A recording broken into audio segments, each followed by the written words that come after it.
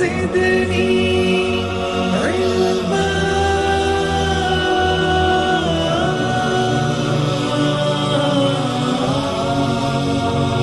رب زدني علما.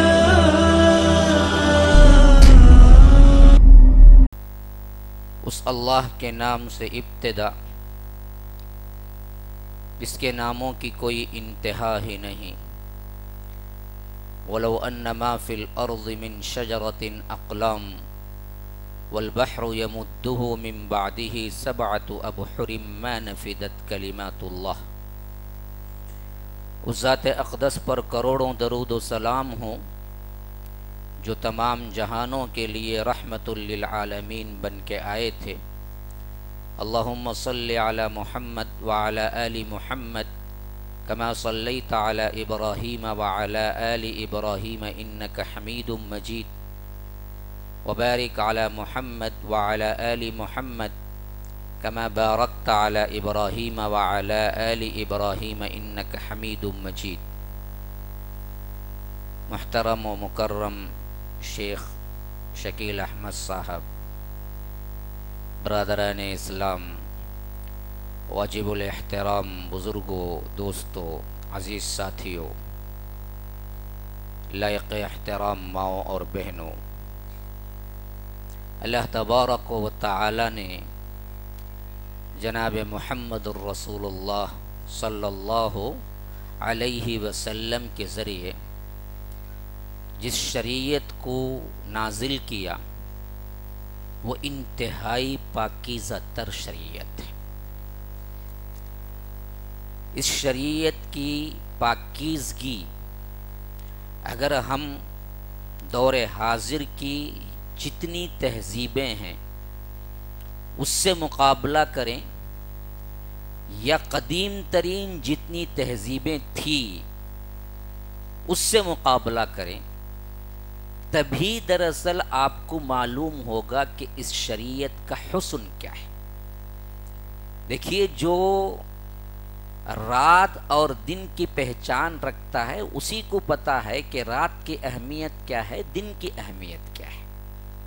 جیسے ابھی شیخ فرما رہے تھے کہ جس کو بولنا نہیں آتا اس کو پتا ہے بولنے کی اہمیت کیا ہے، جس کو آنکھیں نہیں ہیں اس کو پتا ہے کہ آنکھوں کی اہمیت کیا ہے. دراصل ہمیں نسلاً بعد نسل اسلام ایسے ہی مل گیا، نہ اس کے لیے ہم نے کوئی کوشش کی، نہ اس کے لیے ہمیں کیا ہے تلاش کرنا پڑا. تو اس واسطے وہ جو مشہور مقولہ ہے نا جی کہ مال مفت دل بے رحم، مفت کے مال میں کیا ہے بڑا بے رحم ہوتا ہے خرچہ کرنے میں. باپ اتنا خرچہ نہیں کرتا، کیوں؟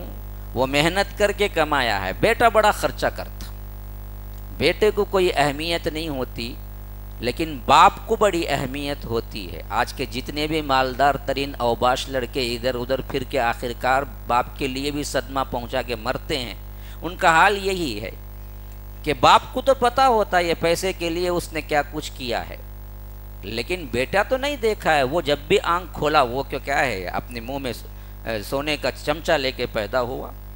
اسی واسطے عموماً وہ حکایت بڑی مشہور ہے کہ ابراہم لنکن کے سلسلے میں نے پڑھا تھا کہ جب وہ آتا تھا ہوٹل میں کھانا کھانے کے لیے تو کہتے ہیں کہ وہ صرف اور صرف $1 ٹپس دیتا تھا.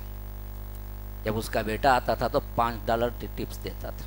ایک مرتبہ وہ غلام، وہ ویٹر جو دونوں کو سرو کرتا تھا، اس نے کہا کہ آپ ابراہم لنکن ہیں، پریزیڈنٹ امریکہ ہیں، اور آپ $1 دیتے ہیں، جبکہ آپ کا بیٹا آتا ہے تو وہ $5 دیتا ہے، $5 دیتا ہے. تو ابراہم نے کہا کہ اس کا باپ ابراہم لنکن ہے لیکن میرا باپ ابراہم لنکن نہیں تھا. تو مجھے پتا ہے کس طرح میں نے یہ دولت اکٹھی کی، اس کو کیا پتا ہے، اس کو بیٹھے بٹھائے مل گیا. یہی بالکل بعینی ہی واقعہ تمثیلی کیوں نہ ہو لیکن بعینی ہی یہی حالت ہوئی ہمارے ساتھ کہ ہمیں کیا ہے گھروں میں اسلام مل گیا، نسلاً بعد نسل مل گیا، باپ دادا مسلمان نام رکھ دیے تھے، اور آپ نے آنکھ کھولا تو اپنے گھرانوں کے اندر اسلام کو پایا، پھر اس کے بعد نہ آپ نے تلاش کیا، جستجو کی، نہ شعور پایا، نہ آپ نے مقابلہ کیا، نہ دوسرے مذاہب و ادیان اور تہذیبوں کو مطالعہ کیا، تب جا کے آپ کو پتا ہوتا کہ یہ پاک منزہ شریعت جو رب العالمین نے دی ہے اس کی کیا اہمیت ہے۔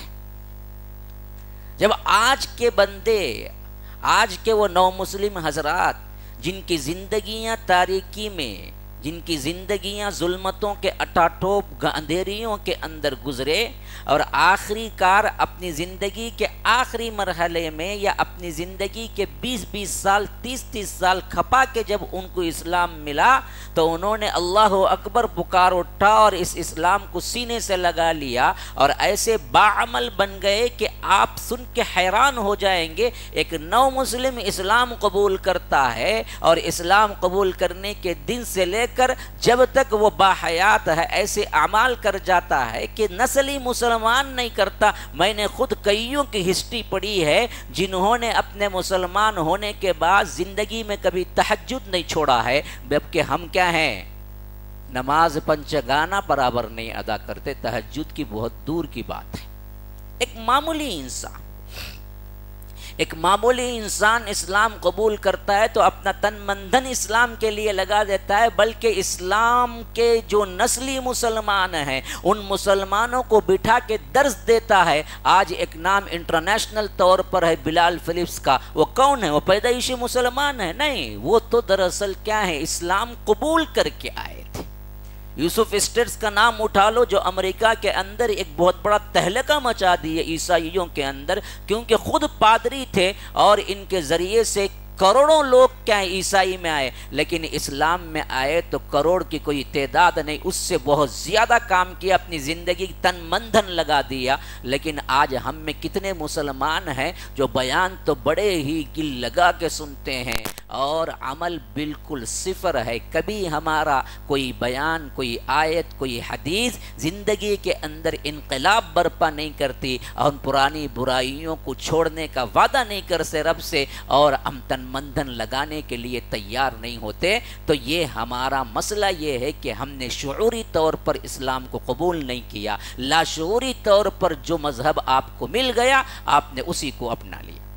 اگر شعور سے اسلام کا مطالعہ کرتے تو اللہ کی قسم کھا کے کہتا ہوں، دوبارہ اور سہبارہ اللہ کی قسم کھا کے کہتا ہوں، ہماری زندگیاں یہ نہیں ہوتی۔ ہم تو اسلام کو اپنے جان سے، اپنے سینے سے لگاتے، اور اس کے ایک ایک حکم پر عمل کرنا صرف ایک فریضہ نہیں بلکہ اس سے بڑھ کر محبت، اس سے بڑھ کر اس سے جذبہ ہوتا کہ یہ اصل میں رب العالمین نے ہماری زندگی کے اچھائی کے لیے ہے۔ دراصل رب العالمین کا اس میں کوئی فائدہ نہیں۔ شریعت پر عمل کریں گے تو آپ کا فائدہ ہے جی، آپ کی زندگی خوشحال ہوگی، آپ کی زندگی مسکراہٹوں سے گزرے گی، آپ کی زندگی جنت بنے گی۔ رب العالمین کو آپ کی اطاعت کا کوئی سروکار نہیں ہے، وہ بے نیاز ہے اپنے رب کے بندوں کی عبادتوں سے۔ لو ان اولکم وآخرکم وانسکم وجنکم کانوا علی افجر قلب رجل واحد منکم ما نقص ذلك من ملکی شیئا۔ لو ان اولکم وآخرکم وانسکم وجنکم کانوا علی اتقى بقلب رجل واحد منکم ما زاد ذلك فی ملکی شیئا۔ اللہ کے رسول صلی اللہ علیہ وسلم فرماتے ہیں کہ پہلے انسان سے لے کر آخری انسان تک، پہلے جن سے لے کر آخری جن تک، سب کے سب اللہ والے بن جائیں، ابو بکر کی طرح بن جائیں، تقوی والے بن جائیں، عبادتوں میں مصروف ہو جائیں، تو اللہ کی مملکت میں 1% بھی اضافہ نہیں ہوتا۔ تمہاری عبادتوں کا رب بے نیاز ہے، محتاج ہی نہیں ہے۔ جب ایک انسان بھی پیدا نہیں ہوا تھا تب بھی رب العالمین تھا، خالق تھا، مالک تھا، معبود تھا۔ تمہاری عبادت کرنے سے وہ معبود نہیں بنا۔ تم کبھی یہ نہیں کہہ سکتے کہ اللہ ایک زمانے میں معبود نہیں تھا، کیونکہ اس کی کوئی عبادت کرنے والا ہی نہیں تھا، پھر ہم پیدا ہوئے تو ہم عبادت کرنے والے بنے تو اللہ معبود ہوا۔ نعوذ باللہ ثم نعوذ باللہ۔ اسی لیے فرمایا کہ لو ان اولکم و آخرکم و انسکم و جنکم کانوا علی افجر قلب رجل واحد، کہ پہلے انسان سے لے کر آخری انسان تک، پہلے جن سے لے کر آخری جن تک، سب کے سب برے بن جائیں، ابو جہل کی طرح پکے دشمن بن جائیں رب کے، ما نقص ذلک من ملکی شیئا، اللہ تبارک و تعالی کی مملکت میں رتی برابر کمی نہیں ہوگی۔ تمہاری عبادتوں سے اللہ تبارک و تعالی کے عظمت میں اضافہ ہونے والا نہیں ہے، وہ بے نیاز ہے، وہ اپنے آپ میں محمود ہے۔ کتاب احکمت آیاتہ قرآنا عربیا لقوم یعلمون، یہ آیتیں ہیں جو رب العالمین آپ کو سنا رہا ہے، بتا رہا ہے تاکہ تم جان لو۔ کیوں؟ وہ عزیز ہے اور حمید ہے۔ حمید کا مطلب یہاں محمود ہے، یعنی کسی کے حمد کرنے پر، تعریف کرنے پر اس کی تعریف نہیں ہوگی، وہ اپنے آپ میں خود تعریف کیا ہوا ہے، اس کے لیے کسی دوسرے کی تعریف کی ضرورت نہیں۔ جو جتنے احکامات تمہیں رب العالمین نے دیا، یہ پہلا اصول ذہن میں رکھو، تمہاری زندگی کے لیے دیا، اور اس واسطے دیا کہ وہ تمہارے لیے مفید ہے، تمہارے لیے فائدہ مند ہے، تمہارے لیے خوشحالی ہے، کیونکہ جس مشن کو رب العالمین نے بنایا، اسی مشن کے سلسلے میں وہی سب سے بڑا باخبر ہے کہ اس کو کیا دیا جائے کیا نہ دیا جائے۔ یہ سسٹم جو بنایا ہے نا، یہ رب العالمین بنایا۔ اللہ کی قسم کھا کے کہتا ہوں میرے بھائیوں، دوبارہ اور سہبارہ اللہ کی قسم کھا کے کہتا ہوں، تم اپنے آپ کو اتنا نہیں جانتے جتنا رب العالمین تمہیں جانتا ہے۔ الا یعلم من خلق، جس کو رب العالمین نے پیدا کیا وہ نہیں جانے گا۔ وہ اللطیف الخبیر، وہ بڑا ہی جاننے والا اور بڑا ہی باریک بین ہے۔ تمہارے اندر کے وسوسے اٹھنے والے جو دلوں کے ہیں، اس کو تم زبان پر لانے کی سکت نہیں رکھتے، تمہیں سمجھ نہیں آتی کہ ابھی کیسے زبان پہ لائیں۔ رب العالمین جانتا ہے کہ وہ وسوسہ کیا ہے تمہارا، یہ رب العالمین ہے۔ تو ہم اپنے آپ کے خیر خواہ ہو نہیں سکتے جتنا رب العالمین تمہارا خیر خواہ ہے۔ تمہارے والدین تمہارے اتنے خیر خواہ نہیں ہو سکتے جتنا رب العالمین تمہارا خیر خواہ ہے۔ جب رب العالمین تم سے محبت کرتا ہے، تمہارا خیر خواہ ہے، تو پھر وہ تکلیف دینا کیوں چاہے گا؟ عام ذہنیت ہے، ارے یہ مت کرو وہ مت کرو ورنہ جہنم میں۔ پھر کیا اللہ ڈکٹیٹر ہے؟ نعوذ باللہ، اللہ ظالم ہے؟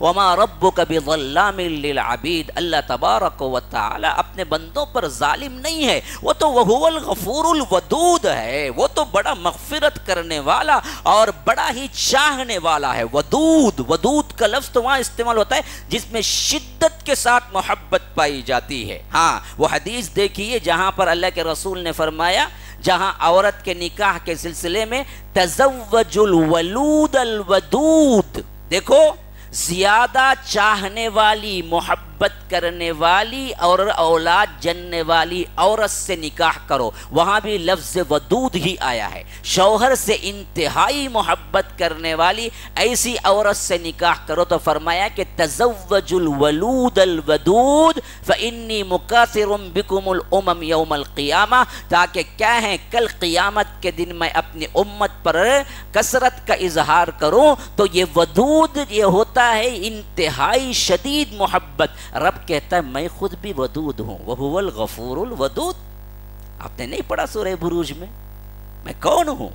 میں تو غفور ہوں، میں تو ودود ہوں، تمہیں بہت چاہتا ہوں، پھر تمہیں کیوں ڈالوں گا؟ ہاں، کیوں تمہیں جہنم میں ڈالوں گا؟ ہرگز نہیں۔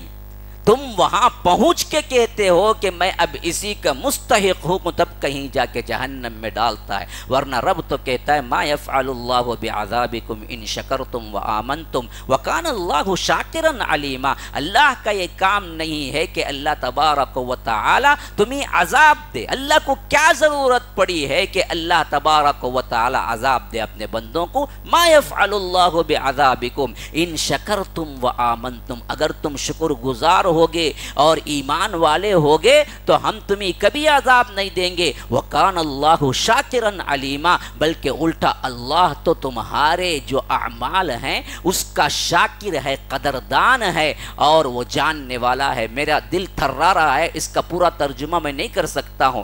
شاکر کا مطلب ہے شکر ادا کرنے والا. رب اتنا بڑا لفظ ہماری عظمت کے لیے استعمال کر رہا ہے کہ اگر تم ایمان لاؤ گے, اگر تم اللہ کی اطاعت میں رہو گے تو اللہ کہتا ہے ہم تو تمہارے شکر گزار ہوں گے.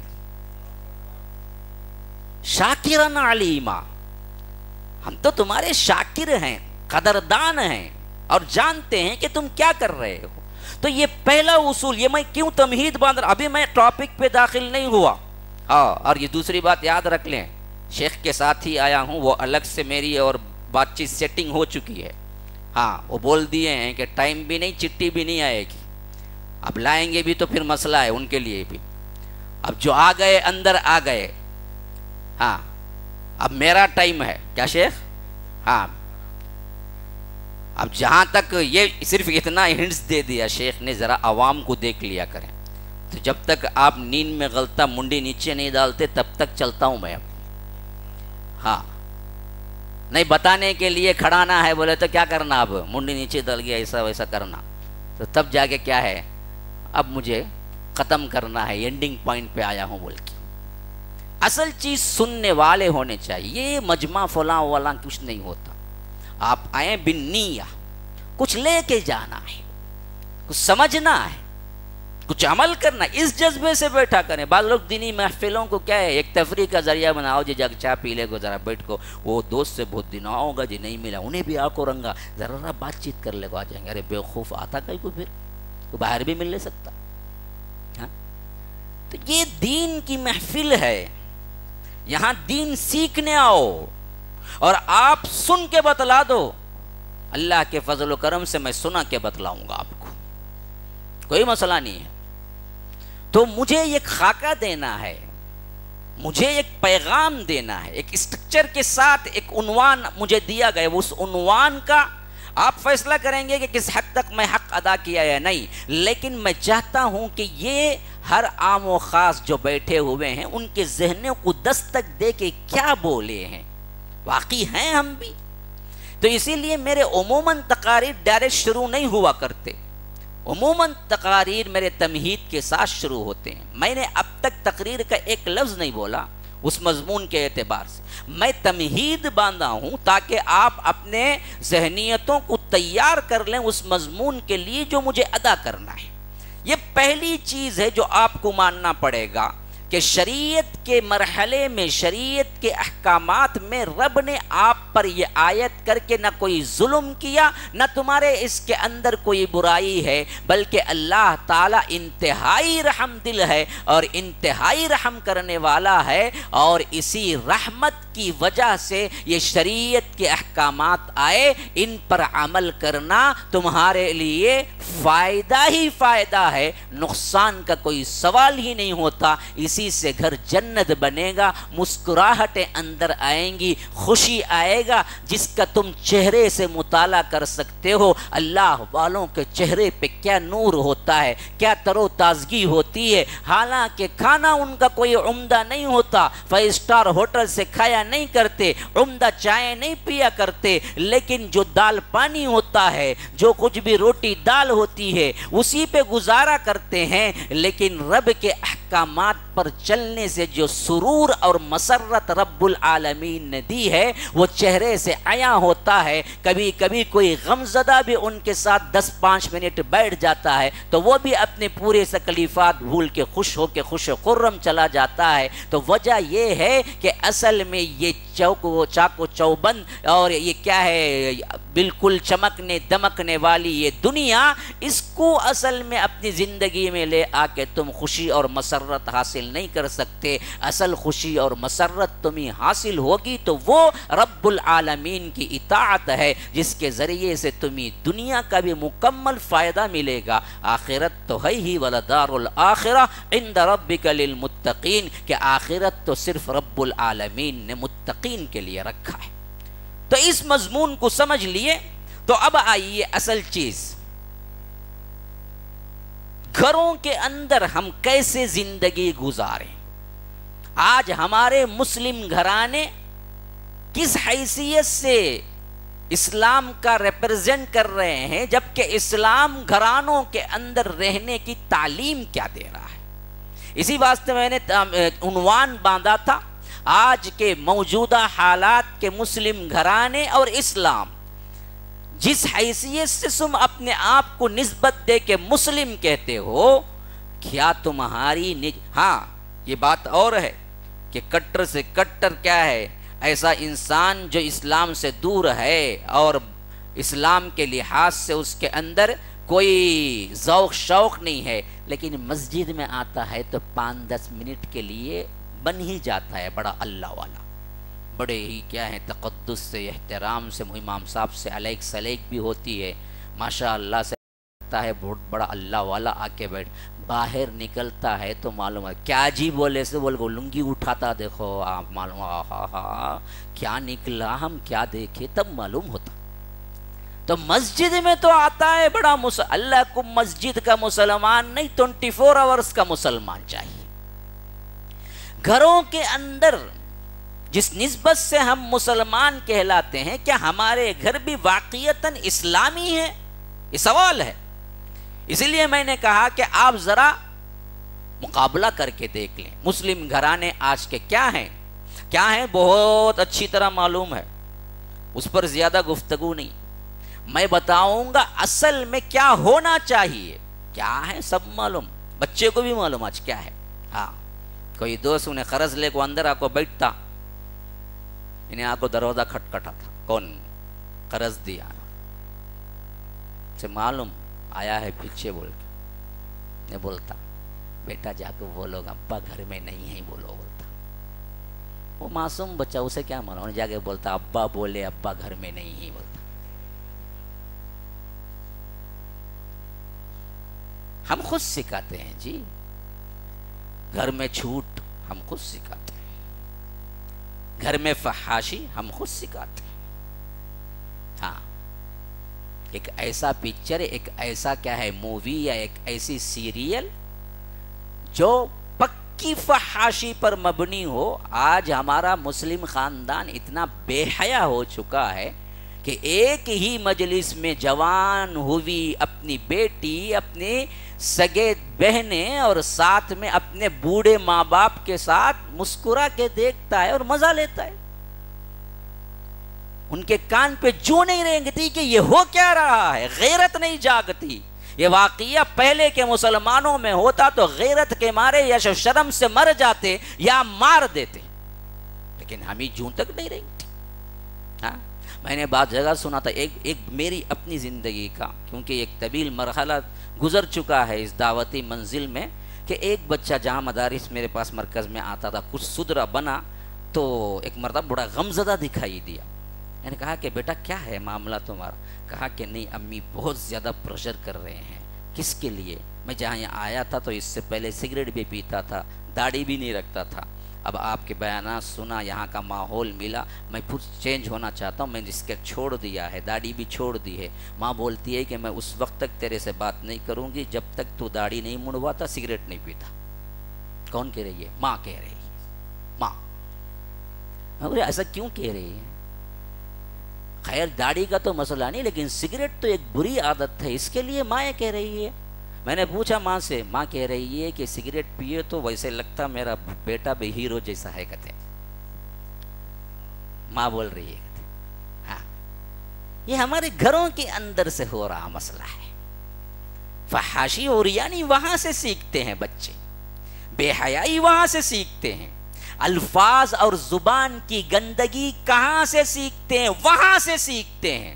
میاں بیوی کی زبان اچھی ہو، میاں بیوی کے اندر رحم ہو، میاں بیوی کے اندر ایک دوسرے سے محبت ہو، میاں بیوی ایک دوسرے سے عزت کرتے ہوں، دیتے ہوں. اللہ کی قسم بچہ کبھی ایک بھی لفظ برا نہیں بول سکتا، ایک گالی اس کی زبان پہ چڑھ نہیں سکتی.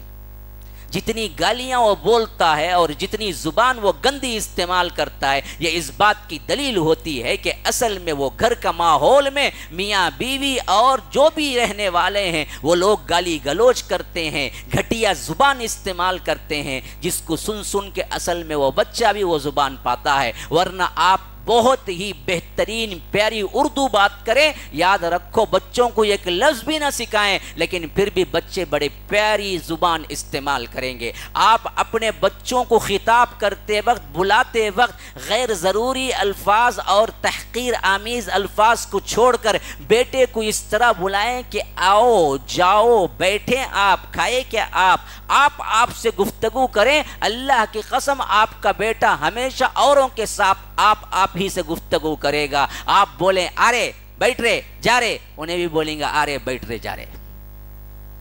زبان وہاں سے سیکھتا ہے، تہذیب وہاں سے سیکھتا ہے۔ آپ اس کو بتائیں کہ لوگوں کے ساتھ کیسے پیش آنا ہے، لوگوں کے ساتھ کس طرح کیا ہے آگے بڑھ کر احترام کرنا ہے، بڑوں کا ادب کیا ہے۔ کوئی آئے تو اپنی جگہ سے کم از کم چھوڑ کر بڑوں کے لیے جگہ کو خالی کر لینا ہے۔ جن باتوں کو سننا ہے، محفل بڑی ہو اور جو سننے کی باتیں نہیں ہیں، بیٹا ایسے وقت میں خود بخود بغیر اشارہ کیے اٹھ کے چلے جانا ہے۔ یہ تہذیب و تمدن سکھائیں تو خود بچے اس پر عمل کرتے ہوئے آپ کو نظر آئیں گے۔ لیکن نہ ہمارے پاس اس کا علم ہے، نہ اس کا عمل ہے، نہ ہم سمجھتے ہیں کہ یہ کوئی ضروری چیزیں ہیں۔ ہم بچہ پیدا ہوتا ہے، جوان ہوتا ہے، اس وقت تک کی فکر صرف 2 محور پہ گھومتی ہے۔ برا نہ سمجھے، اللہ کے لیے طنز نہیں کر رہا ہوں، یہ درد دل ہے جو میں شیئر کر رہا ہوں۔ صرف 2 چیزوں پہ گھومتی ہے ماں باپ کی، ایک اچھا کھلاؤ، اس کی صحت بناؤ، کہیں بیمار نہ ہو جائے، یہ ملتا ہے وہ ملتا ہے، یہ کھانے بناؤ وہ کھانے بناؤ، اور دوسرا اس کا ایجوکیشن کی فکر کرو، اسے پڑھاؤ، انجینئر بنا دو، اسے ڈاکٹر بنا دو، اسے یہ بنا دو وہ بنا دو، تاکہ وہ 50-60 ہزار 1 لاکھ 2 لاکھ کی کمائی والا بن جائے۔ پھر تو ہمارا مقصد پورا ہو گیا، ماں باپ کی چاندی بن گئی، اور سمجھتے ہیں کہ بڑا ہو کے جب 1-2 لاکھ کمائے گا تو ہم تو 5 اسٹار جیسے کمرے میں رکھے گا۔ لیکن بعد میں پتا چلتا ہے کہ جس تربیت میں تم نے انہیں ڈالا اور 1 لاکھ 2 لاکھ کے قابل بنایا، خالی دنیا دے کر دین سے ہٹایا، تو وہ آج پہلی رات آنے والی اپنی بیوی کی باتیں سن کر تمہیں لاش سے باہر مار کے ڈھکیل دیتا ہے۔ تب کہتے ہیں کہ کیوں ہم نے تجھ کو پڑھایا۔ یہ ایک طرفہ نہیں ہے، یہ 2 طرفہ ہے معاملہ۔ ہمارے گھروں کے اندر ایک ایک پوائنٹ اگر آپ دیکھیں، اٹھنے سے لے کر سونے تک، مسلم گھرانوں کے اندر کہاں اسلام ہے، کہاں تربیت ہے، کہاں کب جو احکامات دینے ہیں باپ نے یا آ کر خاندان کے بڑے نے اس کو سکھایا کہ بیٹا آج تیری یہ عمر ہے، اس عمر سے یہ مسئلہ شروع ہوتا ہے، آج تیری بلوغت ہے، بلوغت سے احکامات کاؤنٹنگ شروع ہوتے ہیں، تیری جنبش حرکت آج سے نوٹڈ ہے، بیٹا کل تک جو کرتا تھا اللہ تجھے معاف کرتا تھا، تو معصوم تھا، لیکن آج سے دراصل تیری کاؤنٹنگ الگ شروع۔ یاد رکھنا، میں دیکھو یا نہ دیکھو، اگر چوری کرے گا، جھوٹ بولے گا، عورتوں کو گھور کے دیکھے گا، بدنیتی کرے گا، تو برابر کا سزا لکھا جائے گا، اور اس کے مطابق تجھے قیامت کے دن سزا ملے گی۔ آج میں متنبہ کر رہا ہوں کہ تو بڑا ہو گیا ہے۔ بڑا ہونے کا مطلب یہ نہیں ہے کہ سائیکل خرید کے دو، موٹر کار خرید کے دو، بائک خرید کے دو، بینز خرید کے دو۔ آج ہمارا ماحول یہی کہتا ہے بیٹا بڑا ہو گیا، گاڑی خرید کے دے دیا، اور بڑا ہو گیا کار خرید کے دے دیا۔ یہ دینے کی چیزیں نہیں، یہ دینا چاہتے ہیں تو دو، نہ دینا چاہتے ہیں تو نہ دو۔ سوال اس کا نہیں ہوگا، سوال اس کا ہوگا کہ بندہ جب 13, 11, 12 کی عمر کو پہنچا، باپ نے اس کے احکامات اسے سکھائے کہ دیکھ اب تجھے کیا ہونے والا ہے، کیسے بلوغت پاتے ہیں، بلوغت میں کون سی چیز طہارت کی ہے، کیسے طہارت لینا ہے، راتوں میں خواب آئے تو اس کا مسئلہ کیا ہے، کون سے خواب کے لیے جنابت اور غسل واجب ہوتا ہے، کون سے خواب کے لیے نہیں، کون سا والد ہے جو یہ بتایا ہو۔ کہاں ہے تربیت؟ اس واسطے وہ سیکھتا ہے، بڑا ہو کے اپنے ہی جیسے عمر کے دوستوں سے سیکھتا ہے۔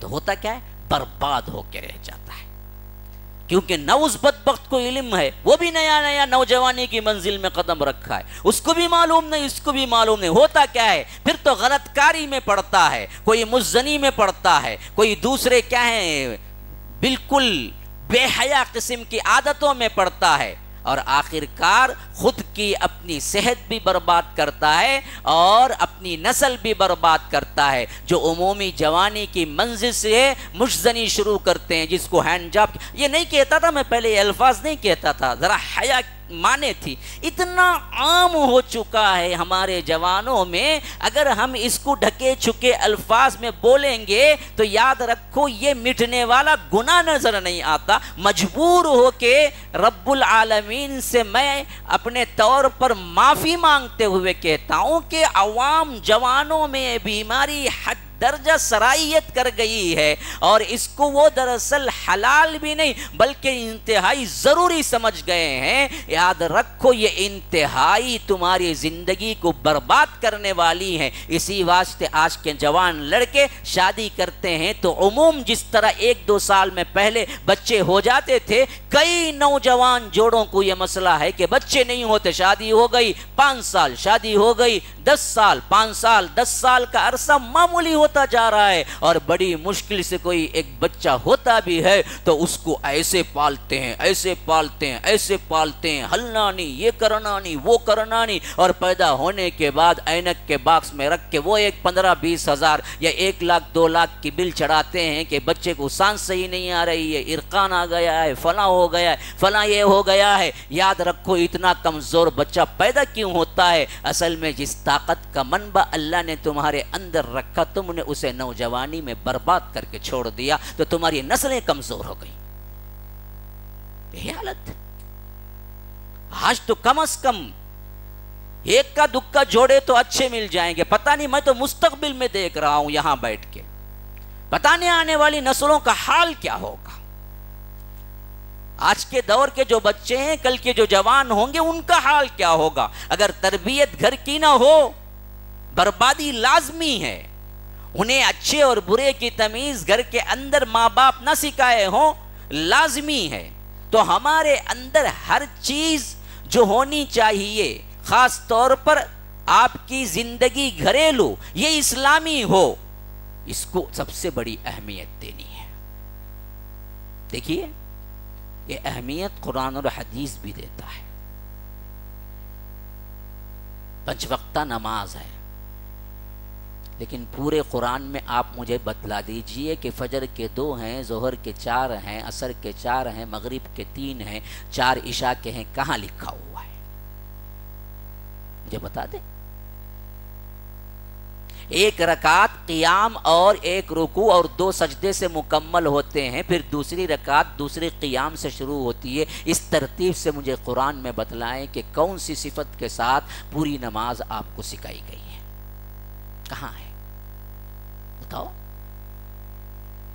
حج ہیں، حج کے احکامات بتاؤ کہ صحیح کیسے کرنا ہے، طواف کیسے کرنا ہے، اور اسی طرح دوسرے کام جتنے بھی حج کے ہیں ایسے ایسے کرنا ہے، کہاں ہے؟ حج کا عمومی طور پر آپ کو حکم ہے اور چند ضروری احکامات ہیں، اس کے علاوہ قرآن میں نہیں ہے۔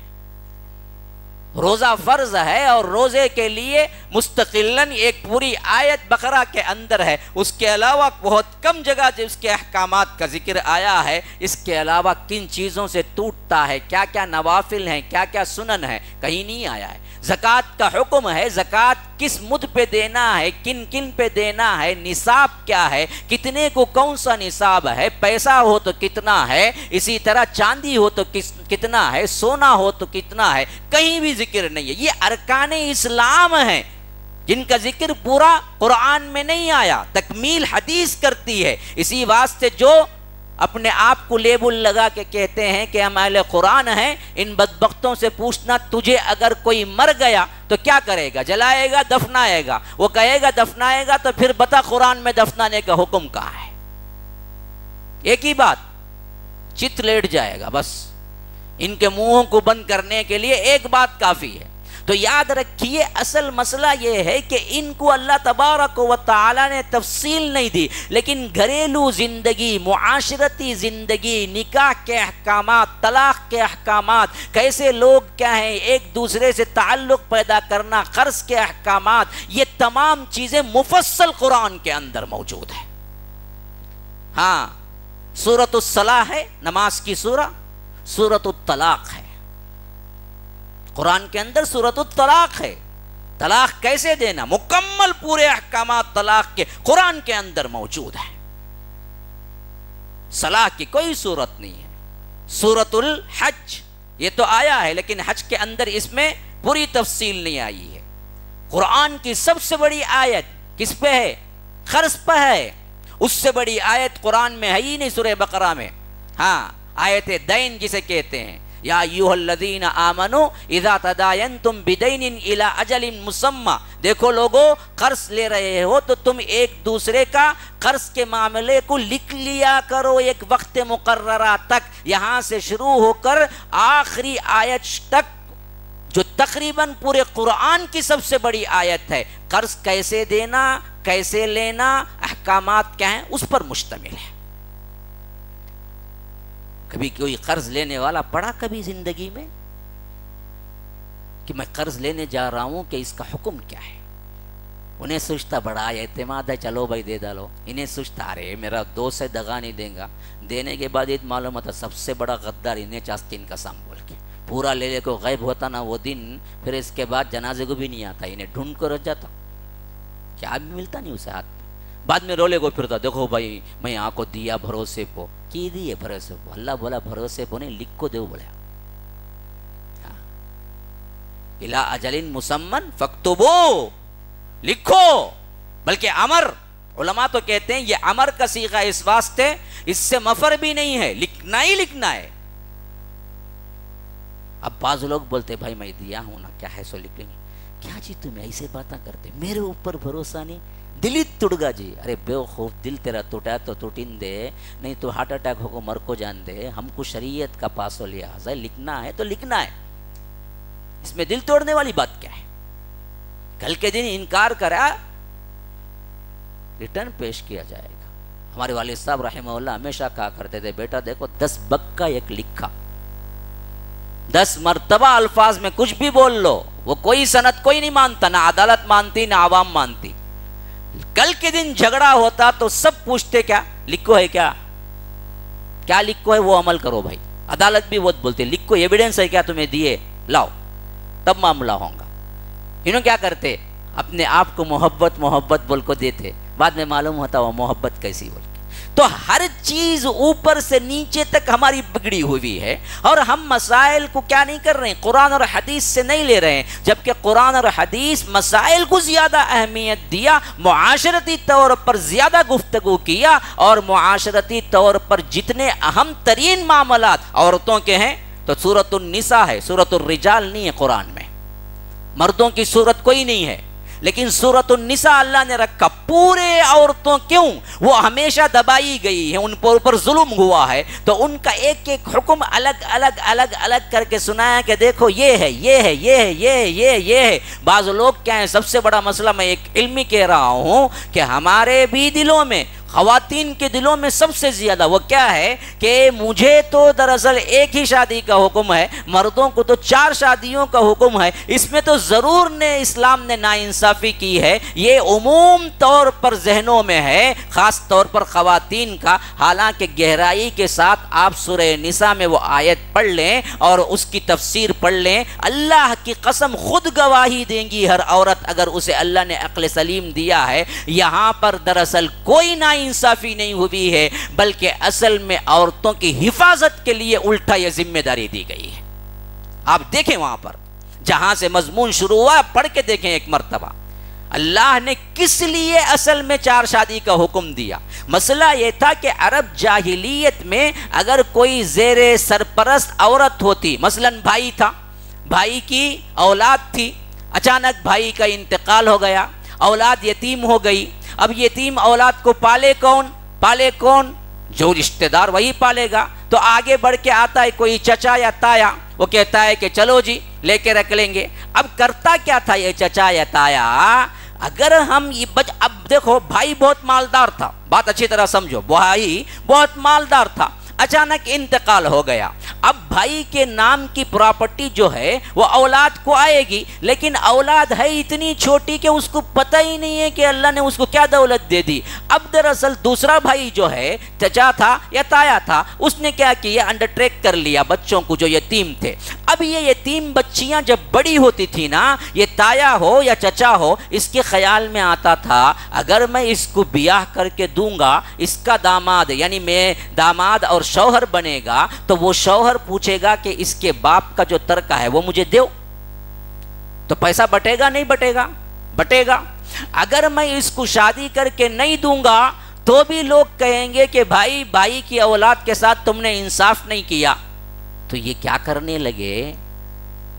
لگے یہ بھائی کی اولاد سے خود نکاح کر کے بیٹھ جاتے تھے. مال بھی گھٹ، حسن بھی گھٹ. اب کوئی پوچھنے والا پوچھ نہیں سکتا تھا معاشرے میں، وہ میری بیوی ہے جی، اس کا مال میرا مال ہے، مسئلہ ختم. حالانکہ یہ بچی چھوٹی سی، وہ کہاں، اور ساتھ میں حق بھی دیتا نہیں تھا، صرف نام کے لیے نکاح کر کے بیٹھ جاتا تھا بس. اللہ نے کہا کہ دیکھو ایسا معاملہ ہے تمہارا، تو تم دراصل اچھے طریقے سے دوسروں کی نکاح میں دے دیا کرو. اب دوسروں کی نکاح میں کہاں دیں گے؟ عورتیں زیادہ ہیں، مرد کم ہیں. تو اللہ نے کہا کہ چلو دوسروں کے نکاح میں، ان کے نکاح میں بھی دے دو جن کے پاس بیویاں ہیں، دوسری بیوی بن کے جائے، تیسری بیوی بن کے جائے، لیکن خود کر کے بیٹھ جاؤ تم کہ ان کا مال ہڑپ کر جاؤ. تو سیف کس کا ہوا؟ کچھ سمجھتے ہیں نہیں، اوپر جا رہا ہے. ہاں اتنا خاموش ہیں، لگ رہا ہے کہ مولوی صاحب بہت اچھی لوری دے رہے ہیں، ہم کو میٹھی میٹھی نیند آ رہی ہے. ایسے ہی آپ لوری دیتے رہیں، ہم ذرا جنت کی سیر کر کے بھی آ جائیں گے. یہ مسئلہ تو نہیں ہے، بات سمجھ آ رہی نہیں آ رہی ہے؟ ہاں تو یہ اصل میں خواتین کے لیے ہوا کہ یہ بدبخت لوگ جو یتیم بچیوں کو خود سے نکاح کر کے بیٹھ جاتے، اللہ نے کہا کہ دیکھو تم ان سے نکاح مت کرو، دوسری لڑکیاں تمہارے لیے بھی ہیں، لیکن ان بچیوں کا نکاح دوسروں سے کرو، خواہ وہ شادی شدہ ہی کیوں نہ ہو، لیکن دوسری بیوی کا تو درجہ ملے گا نا، بیوی کی حیثیت سے اس کے تمام چیزیں تقاضے اس کے وہ پورے کرے گا نا. یہی اللہ تبارک و تعالی حکم دیا. اسے آپ سورہ نساء پڑھ جائیں. وَإِن تُقْسِطُوا فِي الْيَتَامَى، تم اگر انصاف نہ کر سکو یتیموں کے، فَانْكِحُوا مَا طَابَ لَكُمْ. اب یہ سوال ہی عجیب ہے، آپ پڑھیں گے تو سمجھ ہی نہیں آئے گا جب تک میں یہ تشریح آپ کے ذہن میں نہیں ڈالتا. دیکھو اللہ کہتا ہے اگر تم یتیموں سے انصاف نہیں کر سکتے، فَانْكِحُوا مَا طَابَ لَكُمْ مِنَ النِّسَاء، کہ تم کیا کرو، اپنی چاہت سے ایک سے زیادہ نکاح کرو، مثنیٰ و ثلاث و رباع، دو دو تین تین چار چار تک. کیا مطلب؟ وہ جو دو دو تین تین چار چار تک نکاح کا مسئلہ ہے اسے ڈائریکٹ نہیں بولا، فرمایا کہ اگر تم یتیموں سے کیا نہیں کر سکتے، عدل نہیں کر سکتے. کیا مطلب؟ جیسے لے آ کے تم اپنے بھائیوں کی بچیوں کو لے آ کے بٹھا لیتے ہو، ظلم کرتے ہو، یہ اگر تم نہ کرو اور تمہارے لیے آپشن ہے کہ دوسروں کی نکاح میں دے دو، تو اس حیثیت سے وہ بچیاں سیف ہو جائیں گی. تو چار کا جو نکاح کا مسئلہ تھا وہ مسئلہ ہمارا نہیں تھا. یہ اور بات ہے کہ ہمیں بھی کچھ کم نہیں ہے، لیکن اصل جو واقعہ تھا وہ پس منظر میں یہی تھا کہ عورتوں کی حفاظت ہو اس کے اندر. یہ معاملہ تھا. تو اب آئیے، اصل میں جو چیز میں نے مسلم گھرانے کے اعتبار سے چند مثالیں دی کہ کس طرح بگاڑ ہے، جو ذہن میں آئی وہ بات وہ بگاڑ میں رکھ دیا. جن کا میں ٹچ نہیں کیا ہوں انشاءاللہ اگلے مضمون میں، ابھی اختتامی مضمون میں بھی کروں گا. پھر بھی کوئی چیزیں آپ کی نظر میں آئی ہیں تو وہ بھی آپ بتا سکتے ہیں. اب آئیے، اسلام کی نظر میں ایک گھرانہ کیسے ہو، اس کے لیے میں نے آپ کے سامنے سورہ نور کی آیات تلاوت کی. اور یہ بات یاد رکھ لیجئے، گھریلو زندگی کے اعتبار سے صاف اور شفاف شریعت کو رب العالمین نے سب سے زیادہ تفصیل کے ساتھ کسی صورت میں پیش کیا ہے تو وہ سورہ نور ہے. اگر آپ اپنی زندگی میں خوش و خرم رہنا چاہتے ہیں بیوی بچوں کے ساتھ اور سب سے بڑی خوشی والی امن والی زندگی گزارنا چاہتے ہیں تو لازم ہے کہ تم سورہ نور کو بالترجمہ اور تشریح پڑھو. سورہ نمبر 24 ہے کیونکہ اس کا لفظ ہی شروع ہوتا ہے. یعنی آپ کو معلوم ہے قرآن کا حکم کیا ہے بھائی؟ واجب ہے مستحب ہے؟ واجب ہے، ضروری ہے، فرض. جو چیز بھی ہے اس پر ایمان لانا ہے، اس پر عمل کرنا ہے نا. لیکن پھر بھی خصوصیت کے ساتھ سورہ نور شروع کیسے ہوتا پتا ہے کیا؟ مولوی صاحب یہ سب پوچھتے ہیں، ہم نہ پوچھو کرکٹ کب شروع ہوتا ہے یہ ہم کو معلوم ہے، اور ٹیسٹ میچ کب ہے یہ ہم کو معلوم ہے، لیٹسٹ پکچر کہاں شوٹنگ ہوا یہ ہم کو معلوم ہے. یہ سب چیزیں ہم نہ معلوم ہے. یہ چیزیں ہم کو کیا معلوم ہے؟ ہمیں سننے کے واسطے آئے، سن کو کیا ہے چل جاتے آرام سے اٹھ کے. سورہ نور کی ابتدا کا پہلا لائن، پہلی آیت، سورۃ انزلناہا وفرضناہا وانزلنا فیہا آیات بینات. اللہ نے فرمایا کہ ہم اس سورت کو نازل کر رہے ہیں. سورۃ انزلناہا وفرضناہا، اس کا ایک ایک حکم تم پر فرض کر دیا ہے. وانزلنا فیہا آیات بینات، ہم اس کے اندر اپنی کھلی آیتوں کو رکھا ہے. لعلکم تذکرون، تاکہ تمہارے اندر غور و فکر پیدا ہو. تو ہر قرآن کا لفظ تمہارے واسطے حکم ہے، لیکن اس سورت کی ابتدا کرتے وقت رب کہتا ہے کہ دیکھو یاد رکھو اس کا ایک ایک حرف پھر سے تم پر کیا ہے؟ واجب ہے، اس واسطے کہ اس پر جو احکامات ہوئے ہیں اس کے بارے میں آپ چوکن نہ ہو جائیں کہ سورۃ انزلناہا وفرضناہا، ہم نے اس سورت کو تم پر نازل کیا، فرض کیا. ہاں اب دوسری آیت دیکھو، الزانیۃ والزانی فاجلدوا کل واحد منہما 100 جلدہ ولا تأخذکم بہما رأفۃ فی دین اللہ ان کنتم تؤمنون باللہ والیوم الآخر ولیشہد عذابہما طائفۃ من المؤمنین. الزانی لا ینکح الا زانیۃ او مشرکۃ والزانیۃ لا ینکحها الا زان او مشرک وحرم ذلک علی المؤمنین. سب سے پہلے معاشرے کے اندر جہاں سے بگاڑ ہوگا اسی کو سب سے اہم ترین مضمون بنا کے ڈرایا. دیکھو الزانیۃ والزانی، زانیہ عورت اور زانی مرد، فجلدوا کل واحد منہما 100 جلدہ، اگر یہ زنا کریں معلوم ہو جائے شہادتیں آ جائیں تو رب العالمین کہتا ہے کہ پھر ان دونوں کو 100 کوڑے مارو. فجلدوا کل واحد منہما 100 جلدہ، ہر ایک کو 100 کوڑے مارے جائیں گے. فلا تأخذکم بہما رحمۃ فی دین اللہ، اس معاملے میں تم اپنی رحمت، اپنی دلی ہمدردی ہرگز بھی مت بتاؤ. اللہ ارحم الراحمین ہونے کے باوجود یہ حکم تمہیں دے رہا ہے کہ یہ زنا کرتا ہے تو اس کی سزا 100 کوڑے ہیں. اس معاملے میں تم بھی رحم نہیں بتلانا کہ کوئی رحمت اور کوئی معاملہ اور کوئی ان کے اندر اسکیوز نہیں ہے. فرمایا کہ الزانیۃ والزانی فجلدوا کل واحد منہما 100 جلدہ ولا تأخذکم بہما رأفۃ فی دین اللہ ان کنتم تؤمنون باللہ والیوم الآخر، اگر تم اللہ پر یوم آخرت پر ایمان رکھتے ہو تو تم کو یہی کرنا چاہیے. وَلْيَشْهَدْ عَذَابَهُمَا طَائِفَةٌ مِّنَ الْمُؤْمِنِينَ، اور یہ جب سزا دی جائے گی اکیلے کمرے کے اندر بند کر کے نہیں، بلکہ اس وقت ایک مسلمانوں کی جماعت اس کا مشاہدہ کرے کہ اس زانی کو کوڑے مارتے ہوئے آنکھوں سے دیکھیں تاکہ کسی دوسرے کے اندر نیت ہو تو وہ ڈر جائے، رک جائے. زنا کی یہ ہے خطرناکی. واقعتاً مسلمان گورنمنٹ یا غیر مسلم اس کا سوال نہیں، میں صرف ایک مثالاً کہتا ہوں. اللہ کی قسم جس گورنمنٹ نے یہ اپنایا خواہ وہ کوئی بھی ہو، یاد رکھو اس کا معاشرہ اتنا جلد پاک ہوگا اس سے تصور بھی نہیں ہوگا. زنا اس کے معاشرے سے بالکل جڑ کاٹ دیا جائے گا. اور اس کی سب سے بہترین مثال سعودی عربیہ ہے. آج کے زمانے میں 0% جرائم سعودی عربیہ کے آج بھی ہیں. جہاں پوری آزادی ہے وہاں پر 97.5% جرائم امریکہ میں ہوتے ہیں. کیوں جی؟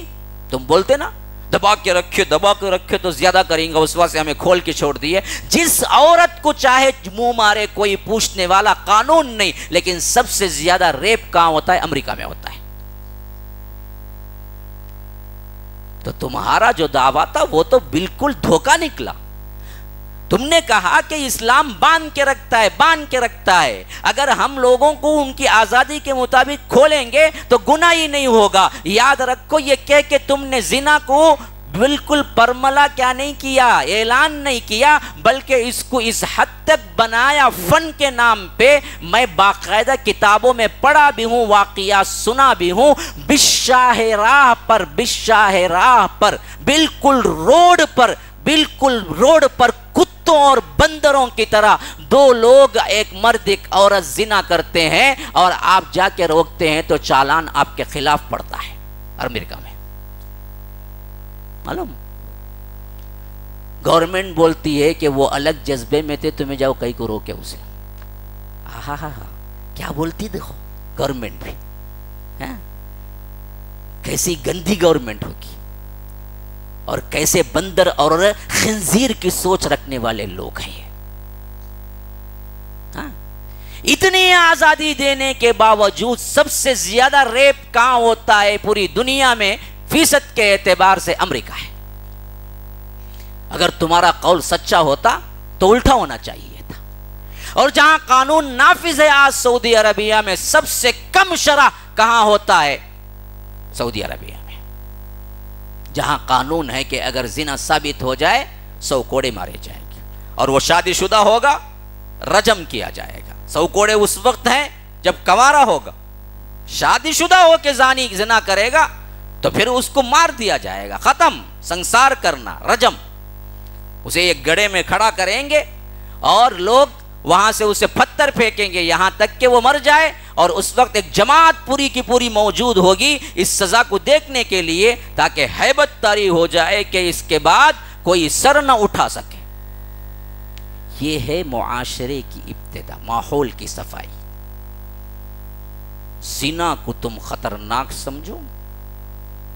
جب تمہارے اندر اجنبی عورت کے ساتھ تعلق پیدا ہو کہ زنا ہو تو یہ حالت ہے اسلام میں، تو محرمات کے اندر غلط نظروں سے گھروں کے اندر بھابیوں پہ نظر رکھنے والی یہ دیور اور جٹانی کی صفت اور اسی طرح جیٹ کے صفت والوں کی تو مت ماری گئی. پھر وہاں اجازت ہوگی؟ آج جتنی برائیاں کھلواڑ بن چکا ہے، ہمارے اپنے لوگوں کے گھر بھی ان کے پردوں سے محفوظ ہیں. 2 روم، عموماً 2 روم کا گھر، 3 لوگ، 3 بھائی، 4 بھائی، شادی ہو گئی، کیسے رہتے ہیں؟ بس ایک پردہ ڈال کے رہتے. بھائی ہمیں دلاں صاف ہی بھائی، کئی کو تمہیں کیا ہی بولتے ہیں؟ ارے بیوقوف، امہات المومنین کے دل صاف نہیں تھے؟ ان سے زیادہ پاک باز کون تھے؟ اللہ کی قسم ایمان ہمارا ہے کہ ان سے زیادہ پاک باز کوئی، اگر کوئی کہتا ہے کہ ان سے زیادہ پاک باز کوئی اور تھے تو اس کا ایمان خطرے میں پڑ جاتا ہے.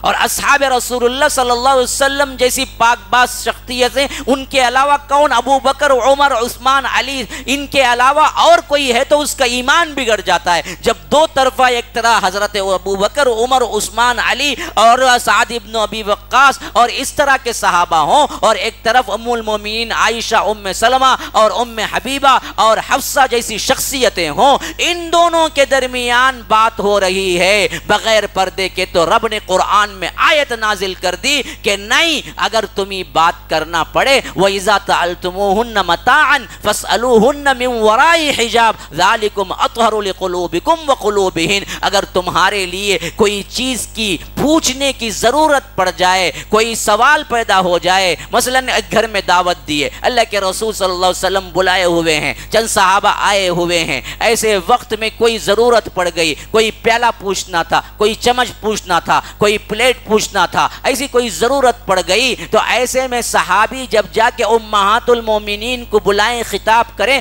تو اللہ کہتا ہے وَإِذَا سَأَلْتُمُوهُنَّ مَتَاعًا، جب کوئی سلسلے میں تم سوال کرو کسی چیز کے لینے میں تو فَاسْأَلُوهُنَّ مِنْ وَرَاءِ حِجَاب، تمہارے اور ان کے درمیان میں پردہ ہونا چاہیے، ذَلِكُمْ أَطْهَرُ لِقُلُوبِكُمْ وَقُلُوبِهِنْ، یہ تمہارے لیے پاکیزہ تر ہے، تمہارے دلوں کے لیے بھی ان کے دلوں کے لیے بھی۔ امہات المومنین جن کے بارے میں ہم کوئی سوچ ہی نہیں سکتے غلط، وہ ہماری مائیں ہیں، مائیں ہرگز مائیں نہیں ہیں، ماؤں سے سگی ماؤں سے زیادہ 1000 گنا بڑی تقدس کے ساتھ ہم حضرت عائشہ کی نگاہ میں رکھتے ہیں، حضرت ام سلمہ کو نگاہ میں رکھتے ہیں، اماں خدیجہ کو نگاہ میں رکھتے ہیں۔ ان کے بارے میں کوئی غلط تصور آ سکتا ہے، ہمارے دلوں میں نہیں آ سکتا، تو صحابہ کے دلوں میں کیسے آئے گا؟ وہ تو ایمان کے پورے سراپا ایمان، سر سے پیر تک ایمان کا لبادے میں تھے، لیکن رب کہتا ہے کہ تم دونوں بات کرو تو بھی پردہ ہے، اور تم کہتے ہو ہمارے دل پاک ہیں، میں جیٹ سے بھی بات کروں گی اور اسی طرح دیور سے بھی کروں گی، کبھی خوشی ہوئی تو ان کے گود میں بھی جا کو بیٹھ جاؤں گی۔ ہاں بھائی جان کہتے کائی کو بھائی جان ہو گئے بھائی انہوں سگا بھائی جان نہیں کہتے، ہاں انہیں کر کو آتا نا باہر سے، انہیں بھائی جان کہتے۔ کیا لفظ دیکھو، ہمیں بھی ایسے الفاظ لیے ہی دیکھو انسان پگھل جانا۔ بہن کا شوہر بھائی جان کئی کو بن گا انہیں، ہاں بھائی جان کہتے، ہاں دل کا جان۔ اب انہوں بڑے کیا ہونا، انہوں آئے تو بیوی لا کو نہیں دیتی، سسرال کے گھر میں ہاں بھائی جان آئی ہی، اب سرف کون کرنا؟ بیوی تھکی ماندی بھائی جان کے ساتھ آگی نا، انہیں چل جاتی اماں سے بات کرنے، تو سرف کون کرنا؟ اصل سالی۔ انہوں آتے بھائی جان کیا پیتے ہیں، بھائی جان کیا کھاتے ہیں، بھائی جان یہ کھاؤ نا، بھائی جان وہ کھاؤ نا، یہ رکھو ہے نا، یہ میں اپنے ہاتھوں سے تلیز اپنے واسطے خاص۔ کیا اسلامی گھرانہ ہے، کہاں پر تھا، کیسے بھائی جان ہو گئے انہوں؟ اگر لفظی بھائی جان بولتے ہیں اچھی بات ہے، بول لو، لیکن مسئلہ نہیں ہے، لیکن ان کے سامنے بے پردگی وہ کیسے؟ اس واسطے ہی مقولہ ہی بن گیا۔ ہماری ذہنیت اتنے غلیظ ہے نا، سالی آدھی گھر والی کہتے، انہیں آدھی کہاں رہتی، پوری چھو جاتی انہیں 2-3 سال میں، شروع کے 1 سال میں آدھی رہتی۔ ہاں سب کو معلوم ہے، پورے مسکرا، ہمارے گھر کی بات کر لے کوئی بول کو، کسی کو بھی تعجب نہیں ہو رہا ہے کیا بول لینا جی مولوی صاحب بول کے، کیونکہ سب کو معلوم ہے یہی تو ہو رہا ہے گھروں کے اندر۔ گھروں کے اندر جو بے پردگی ہے، اللہ کی قسم کھا کے کہتا ہوں گھروں کے باہر کی بے پردگی اتنی خطرناک نہیں ہے۔ کیوں؟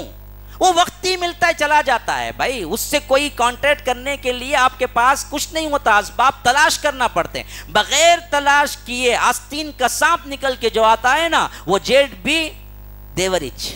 اب کہاں غصہ کر لیتے ہیں جیٹ دیورا، اچھے لوگ اچھے ہیں، لیکن فساد جو نکلتا ہے وہ یہی جیٹ اور دیور ہے۔ اسی واسطے اللہ کے بخاری کی روایت میں اللہ کے رسول صلی اللہ علیہ وسلم نے فرمایا عورتوں کے پاس جانے سے بچو، تو ایک صحابی اللہ کے رسول صلی اللہ علیہ وسلم سے پوچھے اللہ کے رسول پھر تو کیا ہے سسرال والے جو ہیں ان کا خاندان کیسے ہے، یعنی وہی جیٹ اور دیور کے بارے میں پوچھے، کیا ان سے بھی پردہ کرنا ہے؟ اللہ کے رسول صلی اللہ علیہ وسلم نے کہا کہ الحم والموت، یہ تو موت ہے، جیسے موت سے ڈرنا چاہیے ویسے ڈرنا ان سے۔ کن سے؟ یہ جیٹ بول کو رہتا دیکھو، شوہر کا بڑا بھائی جیٹ کہتے، چھوٹا بھائی دیور کہتے، وہ کہاں سے نکالے الفاظ مجھے آج تک سمجھ نہیں آیا، دونوں بھائی لیکن انہیں جیٹ، انہیں کیا ہے دیور۔ جیٹ کا تو حکم ادب سے الگ ماننا، اس کے کپڑے دھونا، اس کا ارے بھائی شوہر کے کپڑے دھونا کیا کی دل کو لگتی بات ہے، صحیح ہے، انہیں جیٹ کے کپڑے کئی کو دینا، کئی کو دینا، پوچھ تم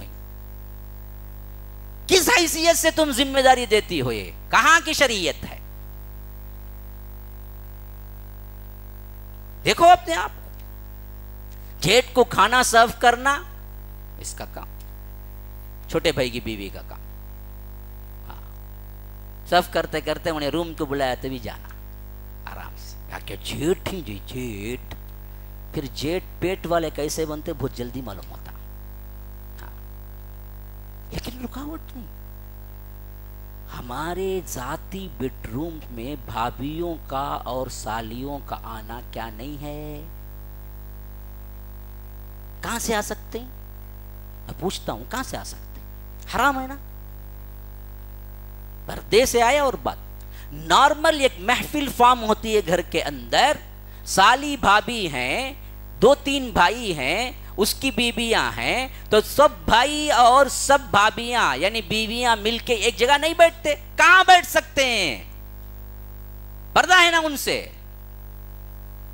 سالی سے بھی پردہ ہے، جیٹ سے بھی پردہ ہے، دیور سے بھی پردہ ہے، حتیٰ کہ اللہ کے رسول صلی اللہ علیہ وسلم کی خود کی سالی اسماء، یہ واقعہ بھی بہت ہی صحیح حدیث کے ساتھ ثابت ہے۔ حضرت اسماء رضی اللہ عنہ، اسماء بنت ابی بکر، عائشہ بنت ابی بکر اللہ کے رسول کی بیوی، اسماء بنت ابی بکر تو اللہ کے رسول کے سالی ہوئی، اللہ کے رسول کے سالی، حالانکہ اللہ کے رسول پوری امت کے لیے بمنزلہ باپ ہیں، ہاں ہونے کے باوجود بھی پردہ نازل ہونے کے بعد ایک مرتبہ صرف اوڑھنی، کپڑا پورا نہیں تھا، ایک مرتبہ ایسے آ گئی اللہ کے رسول صلی اللہ علیہ وسلم کے سامنے کہ اوڑھنی جو تھی، اوپر کی اوڑھنی ذرا پتلی تھی جس سے اندر کا لباس نظر آ رہا تھا، تو اللہ کے رسول نے کہا کہ اللہ تبارک و تعالی کوئی بھی بالغ ہونے والی لڑکی کو بغیر اوڑھنی کے پسند نہیں کرتا، جاؤ موٹی اوڑھنی ڈالو اور اپنے آپ کو چھپاؤ۔ اللہ کے رسول صلی اللہ علیہ وسلم کی بات ہو رہی ہے، ہم اور تم کس کھیت کے مولی ہیں؟ گھر کی صفائی ہی نہیں ہے، گھروں کے اندر کا پردہ بالکل چوپٹ ہو کے رہ گیا ہے۔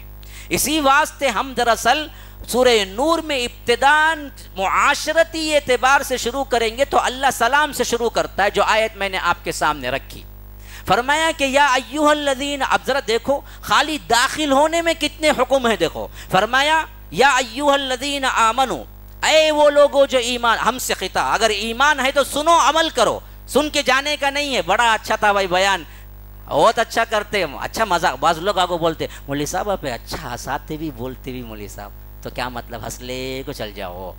نہیں، بات کو ذہن میں بٹھانے کا ایک طریقہ ہے، اس کا مطلب یہ نہیں ہے کہ آپ صرف اس کو کیا ہے سننے کے لیے سنیں، بعض لوگ کان کے مزے کے لیے سنتے ہیں نا، عمل کے لیے سنو میرے بھائی۔ اللہ تبارک و تعالی سننے کا حکم دیا ہی اس واسطے کہ عمل کرو، تو یاد رکھو اللہ کہتا ہے لا تدخلوا بیوتا غیر بیوتکم، دیکھو اپنے گھروں کے علاوہ کسی کے گھر میں داخل نہ ہونا، پہلی شرط۔ کہاں بھی جاؤ، مہمان کے گھر میں جاؤ، چچا کے گھر میں جاؤ، ماموں کے گھر میں جاؤ، سالی کے، کہیں بھی جاؤ، اپنا گھر الگ معاملہ، وہ اس کے احکامات الگ آ رہے ہیں۔ دوسروں کے گھر میں داخل ہونے کا مسئلہ آیا، خواہ وہ کوئی بھی معاملے میں، دعوت کے واسطے جاؤ، ملنے واسطے جاؤ، نہیں غم میں جاؤ، نہیں آ کر کوئی حادثہ ہو گیا، مریض کو، سب لا تدخلوا بیوتا غیر بیوتکم حتی تستأنسوا وتسلموا علی اہلہا، دو حکم تمہارے اوپر عائد ہوتے ہیں، اجازت لو، سلام کرو، اس کے بغیر تم داخل نہیں ہو سکتے۔ دو چیزیں تم پر عائد ہوتی ہیں کسی کے گھر، بیڈ روم میں نہیں، گھر میں، ہمیں بیڈ روم میں جانے بھی نہیں پوچھتا، ہاں انہیں مامی بول لے، کیا کرتا، ماموں ہی کہتے، ماموں خالی، انہیں بڑا ہو کو زمانہ، بچپن میں ماموں مامی بولتا تھا برابر، بڑا ہوگا ابھی انہیں خود بچے پیدا کر سکتا ہے، مامی کو غلط نظر سے دیکھ سکتا ہے، سب ہے، پھر بھی انہیں چھوٹا بچہ بن کو سیدھا بیڈ روم میں جاتا تھا، مامی کیسے ہیں، مامی کیسے ہیں، کیا پکا کو دیتے ہیں، تو بڑا ہوگا مامی تو محرم نہیں ہے، نامحرم ہے، ماموں طلاق دیے تو شادی کر سکتا ہوں سے، یاد رکھو، ہمیں سب کیا رکھ لے گو، سوچ لے گو بیٹھے مامی سب ہمارے واسطے حلال ہیں، کیسا نہیں، نامحرم ہے، ماموں اندر کے ہیں، مامی باہر سے آئے، اسی طرح چاچا اندر کے ہیں، چاچی باہر سے آئے، چاچا طلاق دیے تو تمہیں چاچی سے شادی کر سکتے ہیں، انہوں کیا بولتے ہیں چاچی چاچی چاچی چاچی، پھچے چھرتا انہیں، یہ پکا کو دے وہ پکا کو دے، گھر کا پردہ گیا، بیڈ روم میں داخل ہونے کے لیے بھی ہمارے پاس اجازت نہیں ہے، اور کزنز کا تو برباد مسئلہ، چھوٹے پن میں مل کے کیا ہوتے، ایک بھائی، دو بھائی، تین بھائی کے بچے کیا ہوتے، ایک ہی گھر میں پڑھ لیتے، لیکن جب وہ بلوغت کی منزل کو پہنچتے، انہوں کیا سمجھتے، بچپن میں جیسے ہی ویسے جب بھی ہیں، انہیں 3 میں لو لیٹر دیتا کرتے جا کو، انہوں یہاں باوا سوچ لے کوئی میرا بچہ نہیں کریں گا، بعد میں معلوم ہوتا انہیں بچہ لے لے کو بولتا یہ میرا بچہ کا تو انہیں آہا کیا کیا کرانا بولتے، تب تک ان کو بڑا مان رہا تھا، میرا بچہ نہیں کریں گا بھائی، میری بچی نہیں کریں گی بھائی، اس میں چرت ہے، میرا بچہ بھی نہیں تیرا بچہ بھی نہیں، شریعت کا حکم ہے بس، اس پر عمل کرتے تو تمہیں کبھی یہ رنجیدگی دیکھنے کی ضرورت نہیں پڑتی۔ تو ہوتا کیا ہے، کزنز بڑے ہو جاتے ہیں، اب بڑے ہونے کے بعد پردہ کون سکھانا، بیٹا تم بچپنے میں تمہارے بھائی کی بیٹی سے کھیلتے تھے، تمہارے کیا ہے کزنز سے کھیلتے تھے، لیکن وہ سب اب ختم، دیکھو پردہ آ گیا، اب تم ایک دوسرے کو دیکھ بھی نہیں سکتے، اگر کوئی ضرورت پڑ بھی جائے تو تم پردے کے پیچھے سے سلام کر سکتے ہو یا کوئی بھی میرے ذریعے سے بات کر سکتے ہو، یہ سمجھانا گھر کے بڑوں کی ذمہ داری ہے، سمجھاتے کیا؟ نہیں سمجھاتے، وہ بڑے جیسے ہوتے ہیں ویسے ہی چھوڑ دیتے۔ اب بڑے ہونے کے بعد بھی کزنز جو آپس میں ہوتے ہیں اسی طرح، نوجوان لڑکی ہے اس کا اپنا کمرہ ہے، گھروں کے اندر میرے پاس جو مسائل آئے وہ میں کہتا ہوں کہ بالکل دیندار گھرانہ، ہاں ہمارا اپنا، سمجھ لو کہاں اشارہ ہے، بعد میں وہ بولا یہ بولا بولیں گے، ہمارا مسئلہ کیا ہے، نوجوان لڑکی ہو گئی لیکن چچازاد بھائی، ماموزاد بھائی، کزن بغیر پوچھے وہ اوڑھنی نہیں سو حالت میں رہتی، پڑی ہوئی رہتی، سیدھا انہیں آکو دیدی کہتے، دیدی ایک دیدی بنا کو رکھی، بڑا حلوہ، حلوے والا لفظ وہ بڑا میٹھا، دیدی بولتے ہی نہیں، انہیں بھی پگھل جاتی انہیں ہی پگھل جاتا، ہاں بس مسئلہ ختم۔ بھائی دیدی کے بارے میں سب ہمیں سوچیں گے گی، بعد میں معلوم ہوتا دیدی کو لے لے کو بھاگیا سچ انہیں چھوڑ کو، پردہ ہے جی، وہاں پردہ، دونوں نامحرم دونوں شادی کر سکتے ہیں۔ بعض لوگ بولتے ارے کزن سے شادی کی بھائی، ارے میری سوچ اتنی ہو رہی ہے، کیسا نہیں ہوتی جی، چوری چھپے پوری ہوئی تمہاری، چپ کے بتاتے ہیں اندر سے، اسلام غلط نہیں ہوتا، تم غلط ہو سکتے ہو، یاد رکھو، کزن سے تم کتنا بھی محبت اور بہن کا رشتہ قائم کر لو، وہ اصلی بہن نہیں ہوتی، نہ وہ محبت آ سکتی ہے، جنسی نوعیت کی محبت ضرور داخل ہوگی اندر، اسی واسطے اللہ نے حرام کر دیا اور یہ رشتے جائز کر دیا۔ کزن سے شادی ہو سکتی تو وہ کیا ہے، بڑے ہونے کے بعد نہ ہاتھ ملانا ہے، نہ ان کو ساتھ کمرے میں بٹھانا ہے، نہ بات، الٹا ماں باپ، ماں تمہارے بھائی کا بیٹا آیا ہے نا با، کیا میں تو آپ کو سلام بھی نہیں کری، انہیں غصہ کر لیں گا، آما ذرا سور کو، ہاں انہوں بول دیں کہ بعد میں پسند کر لیا تو بغیر جہیز کے ان کا ترکہ بھی آ جائے گا، ماموں کی پراپرٹی بھی آ جائیں گے، بول کو کیا ہے وہاں اندر ایک کشش چل رہی ہے۔ ہاں ایک دنیاوی حقیر چیز کے لیے ہم کیا کیا نچلی حرکتیں کرتے ہیں، دیکھو گھروں کے اندر، گھن آتی ہے، گھن آتی ہے، گھن، لیکن معاشرہ مردہ ہو چکا ہے، اس میں ہمیں کیا ہے کبھی کیا نہیں ہوتا، احساس ہی نہیں ہوتا کہ ہم کتنا گر چکے ہیں۔ تو یہ کزنز کا پردہ بالکل بھی برباد، حتیٰ کہ وہ باتیں تو اور ہیں، یہ تو گھروں باقاعدہ ٹور، کس کی ٹور، فیملی ٹور کہتے ہیں، فیملی ٹور، کہاں جاتے ہیں کہتے ہیں، اوٹی جاتے ہیں کہتے ہیں، وہاں جاتے ہیں کہتے ہیں، ہاں یہ فیملی ٹور میں تو جاتی کنواری آتی بچہ لے کو، پھر بھی فیملی ٹور ہی چلتا ہوں، ارے بھائی فیملی، بھائی ہم سب ایک، سب چلتا اس دن میں، تو کھانا ایک ساتھ، ہنسنا ایک ساتھ، گانے، بس ڈانس بھی کیا ہے ایک ساتھ، ماموں بھی ہے بھانجی بھی ہے، سب مل کے ڈانس کر رہے ہیں، اماں بھی ہے بیٹا بھی ہے، سب مل کے ناچ رہے ہیں، فوٹو ریکارڈنگ بھی ہو رہی ہے کہ کیسا ناچتا ہوں دیکھو، ماشاءاللہ۔ آج اس حد تک گراوٹ ہے کہ بندر اور سور اور اس طرح کی ذہنیت رکھنے والے لوگ ماں پر بھی غلط نگاہ ڈالنے والے ہیں، ماں بھی محفوظ نہیں ہے۔ میرے پاس ایک فون آیا تھا سعودیہ سے، وہ خواتین رو رہی تھی، کہتی ہیں کہ میں اس کی خالہ ہوتی ہوں اور عمر میں تقریباً 20 سال بڑی ہوں، لیکن یہ بچہ رات میں اٹھ کر مجھ پر جنسی حملہ کیا ہے، مولوی صاحب میں بولوں تو کس سے بولوں؟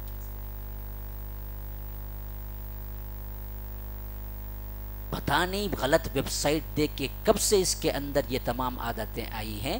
گھر کے اندر کی محرم رشتہ دار جو ہیں، محارم جو ہیں، ان کی بھی عزت محفوظ نہیں ہے، بھائی سے بہن کی عزت محفوظ نہیں ہے۔ ویسٹرن کلچر میں آج اوپن ہو رہا ہے یہ، اور ہمارے اندر بھی آ رہا ہے۔ غیرتیں مر گئی ہیں، دیوس ہو گئے ہیں، بھائی کے نظر کے سامنے اپنی بہن کسی اور بوائے فرینڈ سے جاتی ہے اور بھائی کہتا ہے کہ چلو اسے تو بوائے فرینڈ ملی لیکن مجھے کوئی گرل فرینڈ اب تک کیوں نہیں ملی. غیرت سے اس کے اندر آنسو نہیں آتے، غیرت سے وہ لال پیلا نہیں ہوتا ہے. اللہ کے رسول نے فرمایا دیوس پر جنت حرام ہے اور اس کی خوشبو بھی نہیں سونگھ سکے گا، حالانکہ اس کی خوشبو 500 سال کی مسافت پر اس کو سنگائی دے گی، اتنا دور پھینک دیا جائے گا. صحابہ نے پوچھا اللہ کے رسول یہ دیوس کون ہے؟ کہا کہ اس کے محارم رشتہ دار، اس کی بیوی، اس طرح کے گھر والے جب برائی کریں، فحاشی کریں تو اس پر اسے غصہ نہ آئے، وہ دیوس ہے. آج ہم مسلم معاشرے میں مردوں میں دیکھیں گے، تنزن نہیں کہتا ہوں، 50% سے زیادہ دیوس لوگ نظر آئیں گے جن کے اندر مردانگی نہیں ہے، جن کے اندر حیا نہیں ہے. معلوم ہے بیوی فلاں سے باتیں کرتی ہے لیکن بولتا کچھ نہیں ہے اور کہتا ہے کہ ہاں انہیں دوست سے باتیں کرتی. سچ کبھی بھی کس کے دوست سے؟ اس کے اسکول کے زمانے کا دوست کہتے انہیں. ہاں ابھی بھی چلتا ہے رشتہ اور یہ خاموش ہے، بیٹھا ہوا ہے، کوئی مسئلہ نہیں ہے. ہاں تو یاد رکھیے داخل ہونے کے حکم سے بات شروع ہو رہی ہے کہ تم جاؤ گھر کے اندر، لا تدخلوا بیوتا غیر بیوتکم حتی تستأنسوا وتسلموا علی اہلہا. اجازت لو اور سلام کرو. اجازت ملی اور سلام ہو گیا، وہ بلائے تو تب اندر داخل ہو، نہیں نکل کے جاؤ. اگلی آیت سنو کتنی کٹھن ہے. فرمایا کہ فَإِن لَمْ تَجِدُوا فِيهَا أَحَدًا فَلَا تَدْخُلُوهَا حَتَّى يُؤْذَنَ لَكُمْ وَإِن قِيلَ لَكُمْ ارْجِعُوا فَارْجِعُوا هُوَ أَزْكَىٰ لَكُمْ. دیکھو ایسے گھر میں تم جا کے پہنچے جہاں پر کوئی نہیں رہتا، تبھی بھی اندر نہیں داخل ہو سکتے. کسی دوسرے گھر میں کون بھی نہیں ہے بول کے بھی نہیں جا سکتا. ہاں فرمایا کہ ایسے گھر میں جاؤ جہاں پر کوئی نہیں ہے تب بھی مت داخل ہو.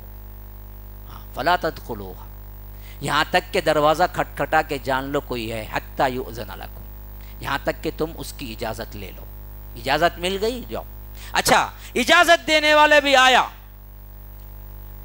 آ کے بولتا ہے کون بھائی؟ فلاں ملنا بھائی. وَإِن قِيلَ لَكُمْ ارْجِعُوا، نہیں بھائی اب نہیں مل سکتے، معاف کرنا، جاؤ باہر، واپس چلے جاؤ. اللہ کہتا فرجعوا، چل جاؤ، بحث مباحثہ نہ کرو. یہی کیا جی اتنی دور سے آیا ملنا بول گا تمہیں ایسی بے عزتی کر کو بھیج دینا؟ نہیں نہیں کوئی بے عزتی نہیں. ہو سکتا اس کا مرحلہ ویسا ہو کہ آپ کو نہیں بلا سکتا وہ اندر. ایک ہی کمرہ ہے، تبھی بیوی کے ساتھ لیٹا ہے، اب دروازے میں دوست آ کے کھڑا ہوا ہے، کہتا ہے کہ نہیں بھائی اس وقت میرے پاس ٹائم نہیں، آپ واپس جائیے، تو بغیر کوئی پیشانی پیشکن ڈالے واپس ہو جانا چاہیے. ہاں وَإِن قِيلَ لَكُمْ ارْجِعُوا، اگر کہا جائے کہ پلٹ جاؤ، فرجعوا، پلٹ جاؤ تم، هُوَ أَزْكَىٰ لَكُمْ، یہ تمہارے واسطے بہتر ہے. ہاں اب تیسری چیز ہے لَيْسَ عَلَيْكُمْ جُنَاحٌ أَن تَدْخُلُوا بُيُوتًا غَيْرَ مَسْكُونَةٍ فِيهَا مَتَاعٌ لَكُمْ. اس معاملے میں تم پر کوئی گناہ نہیں ہے کہ تم ایک ایسی جگہ جا رہے ہو یا ایک ایسے گھر کو جا رہے ہو جہاں پر کسی کی خاص رہائش نہیں ہوتی بلکہ تمہارا سامان وغیرہ رکھا ہوا ہے، وہاں پر تمہیں اجازت لینے کی ضرورت نہیں ہے، وہاں ایسے ہی جا سکتے ہو. کیا بولو؟ کس کی طرف اشارہ ہے؟ بولو. یہ دیکھیں گے سولے کو ہی نہیں سنتے ہیں، نہیں کیا پکا کو رکھی رہیں گی بیوی، میں تو مندی بول کو آیا، کبھی بھی نمک کم ڈالتی، اب بھی ڈالی رہیں گی کیا؟ وہ سب سوچ لگ رہے تو معلوم نہیں، جواب دے نہیں سکیں گے. میں کیا پوچھتا ہوں اللہ تعالیٰ اس آیت میں کس بات کا اشارہ دیتا ہے؟ عبدالرحمن اچھی خاصی لمبی نیند ہے ان کو، ذرا اٹھانا ان کو. ہاں تمہیں بھائی وہاں کہاں دیکھتے ہیں، پانی دو.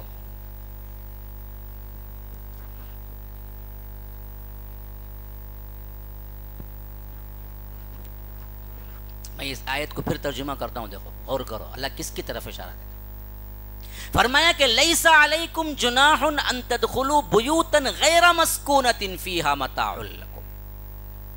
دیکھو تم پر کوئی گناہ نہیں ہے، کوئی حرج نہیں ہے ایسے گھروں میں داخل ہونا، ایسی جگہ داخل ہونا جہاں کوئی آباد نہیں رہتا ہے اور وہاں تمہارا سامان ہوتا ہے، ایسی جگہ داخل ہونے میں کوئی اجازت کی ضرورت نہیں ہے. کہاں اشارہ ہے؟ کیا؟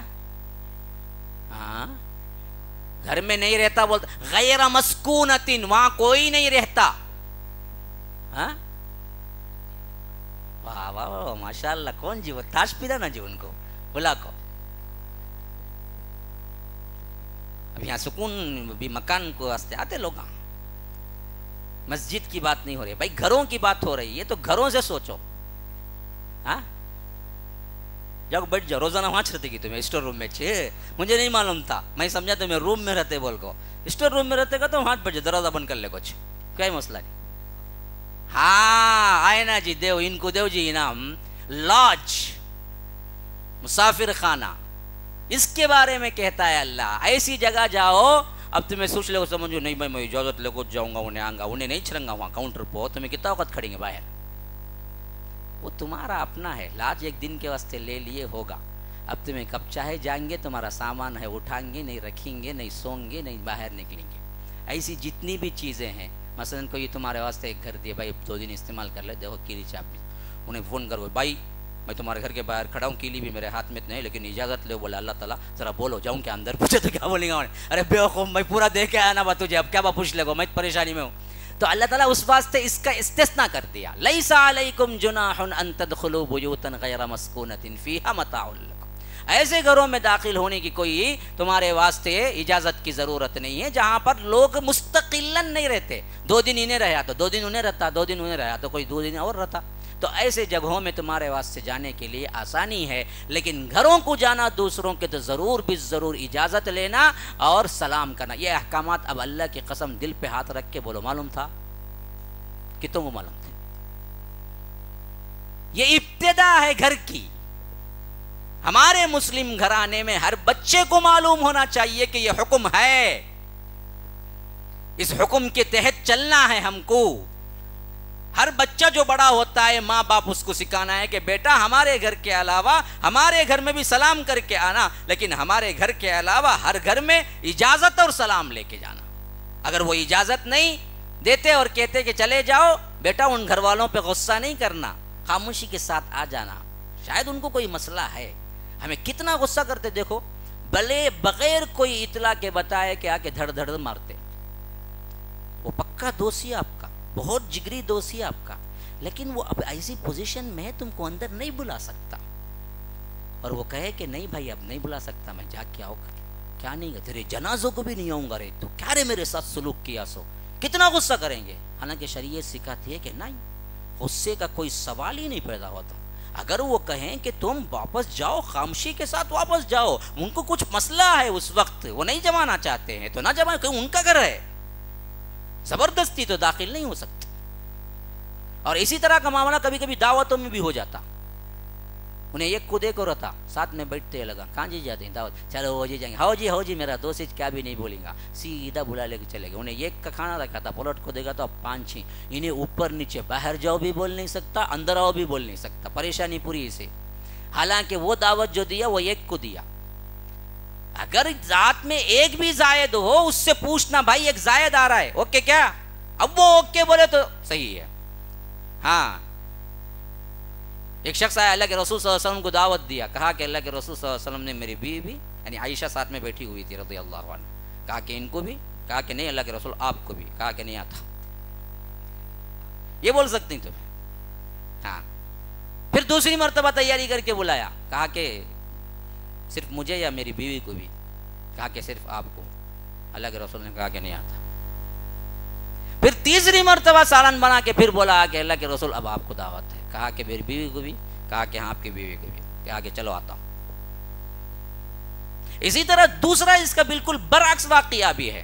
اللہ کے رسول صلی اللہ علیہ وسلم کو بلایا گیا اور اللہ کے رسول دعوت کو نکلے تو راستے میں ایک ساتھی ساتھ میں ہو گئے، وہ بھی چلتے آ رہے تھے. اللہ کے رسول صلی اللہ علیہ وسلم نے کھڑے ہو کے وہ جو بلائے تھے دعوت، ان کو پوچھے اللہ کے رسول نے کہ دیکھو مجھے دعوت تھی لیکن ساتھ میں یہ بھی آ رہے ہیں، اجازت ہے؟ کہا کہ اللہ کے رسول پوری اجازت ہے. تو اس صاحب کو بھی اللہ کے رسول ساتھ میں لے گئے. اجازت ایک بہت اہم ترین شے ہے میرے بھائی.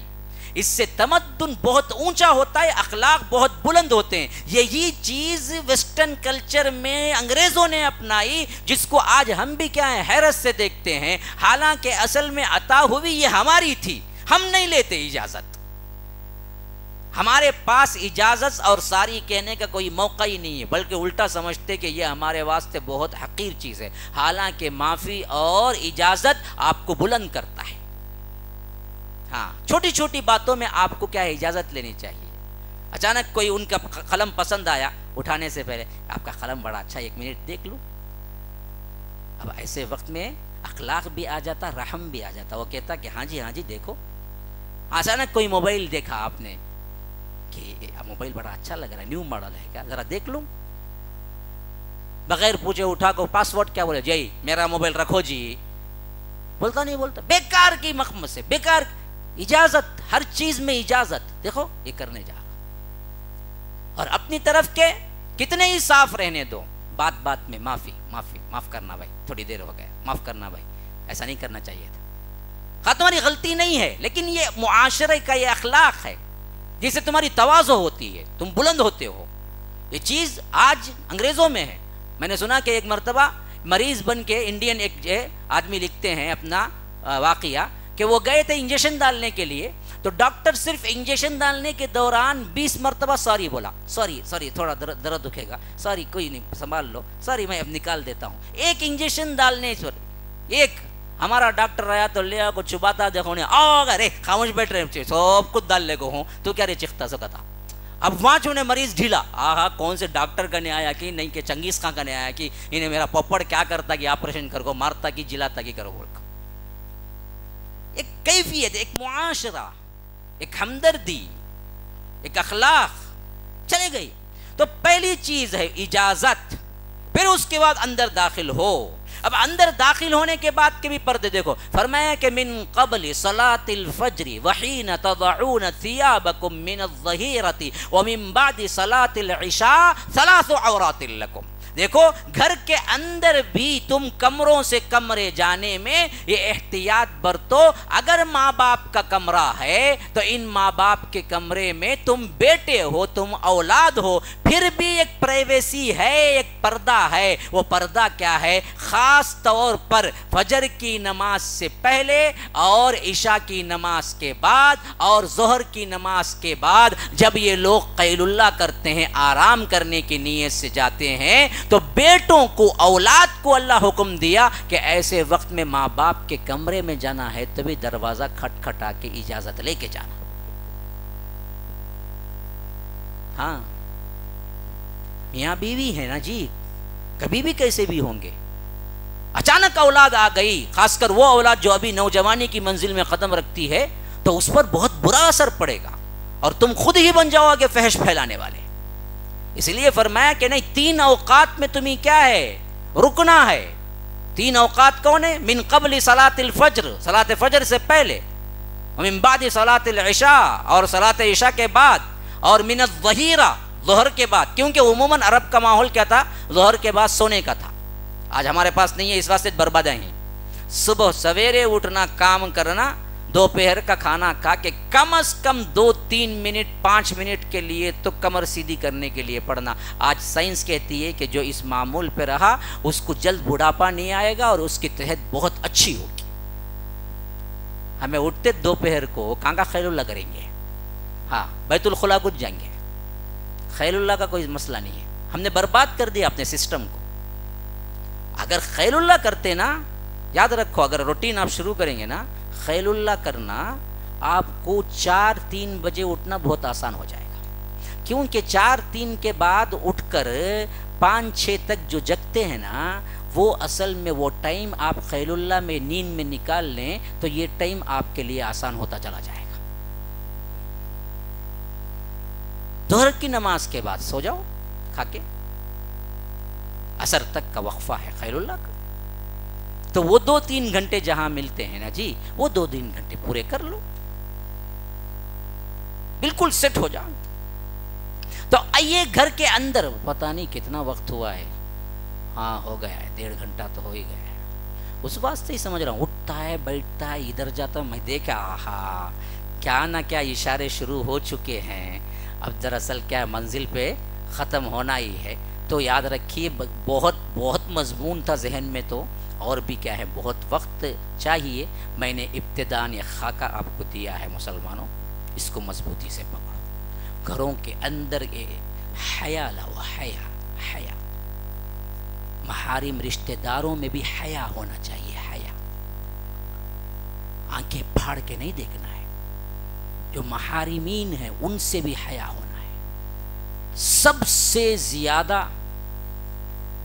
جو ہم کو گھروں کے اندر سابقہ پڑتا ہے، بھائی بہن، یعنی بہن کے لیے بھائی، بھائی کے لیے بہن، ماں باپ، اور اس کے بعد سگے رشتہ دار، ماموں، چاچا، خالہ، ہاں یہ ان کے آنے پر بھی مفسرین کے اندر یہی بات ہے کہ اچھا یہی ہے کہ ان کے آنے پر بھی کم از کم دوپٹہ جو اوڑھنی ہے وہ تو ہونی چاہیے۔ صرف ایک شخصیت ہے جو اوڑھنی کے بغیر ہو، وہ دراصل شوہر ہے جس کے سامنے جا سکتے ہیں، سمجھو، اس حد تک علماء نے صفائی بتائی ہے۔ ہاں ماموں ہیں جی، ان سے بھی ایک پردہ، ایک لمٹ ہے، چاچا ہیں ان سے بھی ایک لمٹ پردہ ہے، بالکل کوئی چیز پردہ نہیں ہے، وہ صرف اور صرف میاں کے لیے بیوی، بیوی کے لیے میاں ہے، ہن لباس لکم وانتم لباس لہم، وہ ایک دوسرے کے لباس ہے،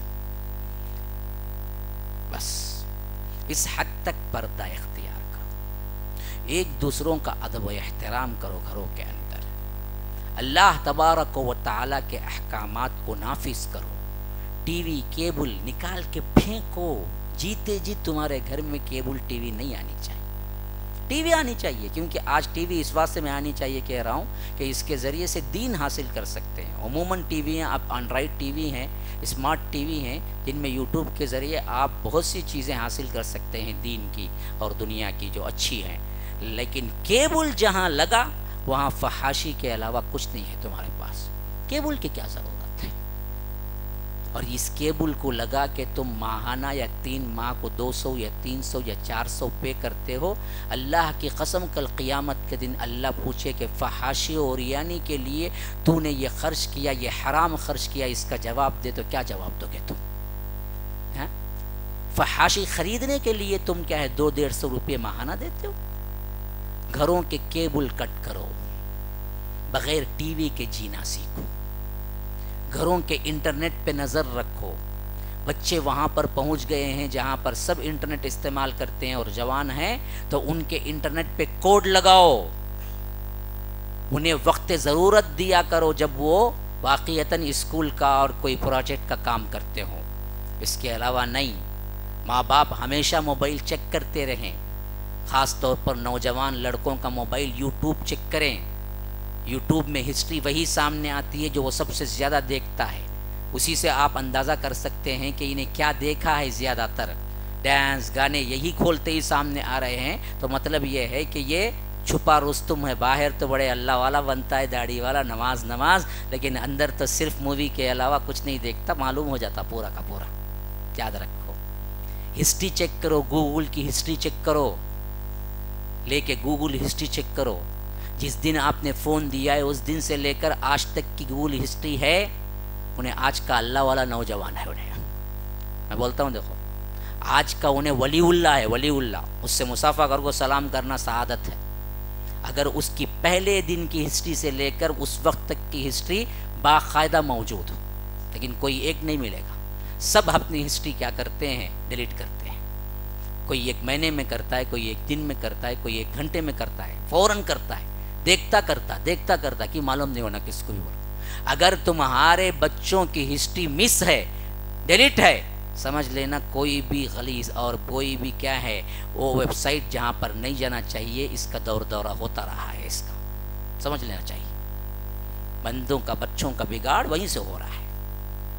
اور میں سمجھتا ہوں ہسٹری کسی کی بھی پاک نہیں ہوتی، یہ موبائل آج غلاظت کے ڈبے ہیں، غلاظت کے ڈبے، کسی کا بھی آپ کو کیا ہے اندرونی طور پر کتنے پانی میں دیکھنا، اس کا موبائل لے لو، بس مسئلہ ختم، ڈر جائے گا، مر جائے گا، لیکن کوڈ ورڈ نہیں بتائے گا، ذرا بول با میں گیلری دیکھ لے گا تو نہیں تمہیں بولو جی میں فون ڈال کو دیتا ہوں، کیا نمبر بولو نا، نہیں رے میں ڈال لیتا ہوں، تو دے رے کیا ہے نکو جی میں بولتا ہوں، دیکھو وہ دے ڈالو، تمہیں دے ڈالو، نہیں دیتا۔ اگر وہ لو بالفرض تمہیں اسکرین کھول لیے تو بھی گیلری کو ایک کوڈ رہتا، وہاں جا کو کیا بھی دیکھ نہیں سکتے.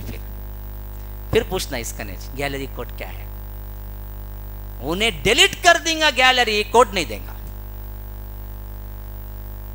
اسے معلوم ہے اس کے اندر کیا غلاظت بھری ہوئی. یاد رکھو یہ میں نے ایسی سطحی باتیں نہیں کی ہیں، یہ میرے پاس آئے ہوئے مسائل ہیں، میں نے دیکھا ہے. آج بگڑتی ہوئی دنیا اور بگڑتے ہوئے نوجوانوں کو دیکھتے ہیں تو دل خون کے آنسو روتا ہے کہ کریں گے تو کیا کریں گے، ان کا کیسے سدھاریں گے، جبکہ باطل قوتیں منظم ہو کے انہی پر حملہ کر رہی ہیں. ہمارے نوجوان ہی اصل ٹارگٹ ہیں. تمام دشمنان اسلام کے جتنی بھی کمیونٹیز اور سازشیں کرنے والے ہیں ان کا ٹارگٹ مسلم نوجوان ہے. اور ہمارے نوجوان بے فکری سے انٹرنیٹ کی دنیا پر فحاشی اور عریانی میں مگن ہیں، تو پھر ان کو کون بچا سکتا ہے میرے بھائی؟ اللہ کے لیے خوف کرو، تنہائی میں ڈرو. اللہ تبارک و تعالی دیکھ رہا ہے، کوئی نہ دیکھے اللہ دیکھ رہا ہے. اور محارم رشتہ داریوں سے آنکھیں نہ لڑاؤ، بہت بڑا زنا ہے، یہ بہت بڑا زنا ہے. ان کے ساتھ احترام کی نگاہ رکھو، احترام کی نگاہ، اور پردے داری رکھو. بے پردگی نہیں ہے وہاں پر بھی، پردے کے ساتھ ہونا ہے. وہ پردہ ہے عورت کے لیے اوڑھنی. ہاں وَلْيَضْرِبْنَ بِخُمُرِهِنَّ عَلَى جُيُوبِهِنَّ. اللہ کہتا ہے کہ وہ اپنی اوڑھنیوں کے بکل اپنے سینے پر مار لیا کرے. یوں ہوتا ہے، ایسے رکھ لینا چاہیے. خالی چوڑی دار یا خالی کوئی بھی ایسا کپڑا جو صرف اور صرف اس کا سینہ چھپاتا ہو اتنی کافی نہیں ہے. گھر کے اندر بھی، باہر تو بہت دور کی بات ہے، باہر بے پردہ نکلنے کا تو تصور نہیں ہے. گھر کے اندر بھی مسلم لڑکیوں کو اسلام نے جو سکھایا ہے وہ کیا ہے؟ اپنے محرم رشتہ دار، اپنے جو لوگ ہیں چچا ماموں، ان کے سامنے آنے کے طریقے کو بھی اللہ نے جو سکھایا وہ کیا ہے؟ اللہ نے کہا کہ وَلْيَضْرِبْنَ، تم اپنے بکلوں کو مار لیا کرو. عَلَى جُيُوبِهِنَّ، جگہ جیب یہاں ہوتا ہے، ہاں. بِخُمُرِهِنَّ، خمر کہتے ہیں چادر کو، اوڑھنے کو. تو اللہ کہتا ہے کہ تم اپنے چادروں سے اپنے سینوں کو اپنے بکلوں سے مار لیا کرو. یعنی کلپ کی حیثیت سے یوں لگا لیا کرو کہ اوپر کا سینہ پھر چھپ جائے. پہلے سے چھپا ہوا ہے لیکن اس کا ایک ابھار ہے نا، وہ ابھار بھی معلوم نہ ہو. اس حیثیت سے پھر ایک اوڑھنی کیا ہے اپنے سینے پہ ڈال کے رکھو. کہاں؟ بھائی کے سامنے، بھائی کے سامنے، باہر کا نہیں، اندر کا. بھائی کے سامنے، باپ کے سامنے، ماموں کے سامنے، چچا کے سامنے. اللہ کہتا ہے کہ سینے پر تو اوڑھنی چاہیے اس وقت. باہر نکلیں گے تو سر پر بھی چاہیے. ہاں، باہر نکلیں گے سر بھی چھپا ہوا ہو، چہرہ بھی چھپا ہوا. من جلابی بہن، یہ ہے اصل قرآن کا پردہ، جو کہ ہم کیا ہیں گھروں کے اندر تو کیا باہر بھی نہیں دیکھتے. اللہ ہی نیک توفیق دینے والا ہے. اللہ تبارک و تعالی جو کچھ سنا ہے اس پر عمل کی توفیق بھی عطا فرمائے. اللہ تبارک و تعالی ہمارے گناہوں کو معاف فرمائے. اللہ تبارک و تعالی ہمارے گھرانوں کو اسلامی گھرانہ بنائے. ہم کو اس میں آگے بڑھ کر نمونہ بننے کی توفیق عطا فرمائے. اللہ تبارک و تعالی ہم سب کو جیسے یہاں اکٹھا فرمایا ہے امام الانبیاء سید المرسلین و آخرین جناب محمد الرسول اللہ صلی اللہ علیہ وسلم کے ساتھ جنت الفردوس میں بھی اکٹھا فرمائے. ھذا وباللہ التوفیق وصلی اللہ وسلم علی نبینا محمد. اسأل اللہ لی ولکم ولسائر المسلمین من کل ذنب فاستغفروه انه هو الغفور الرحیم. والسلام علیکم ورحمۃ اللہ وبرکاتہ.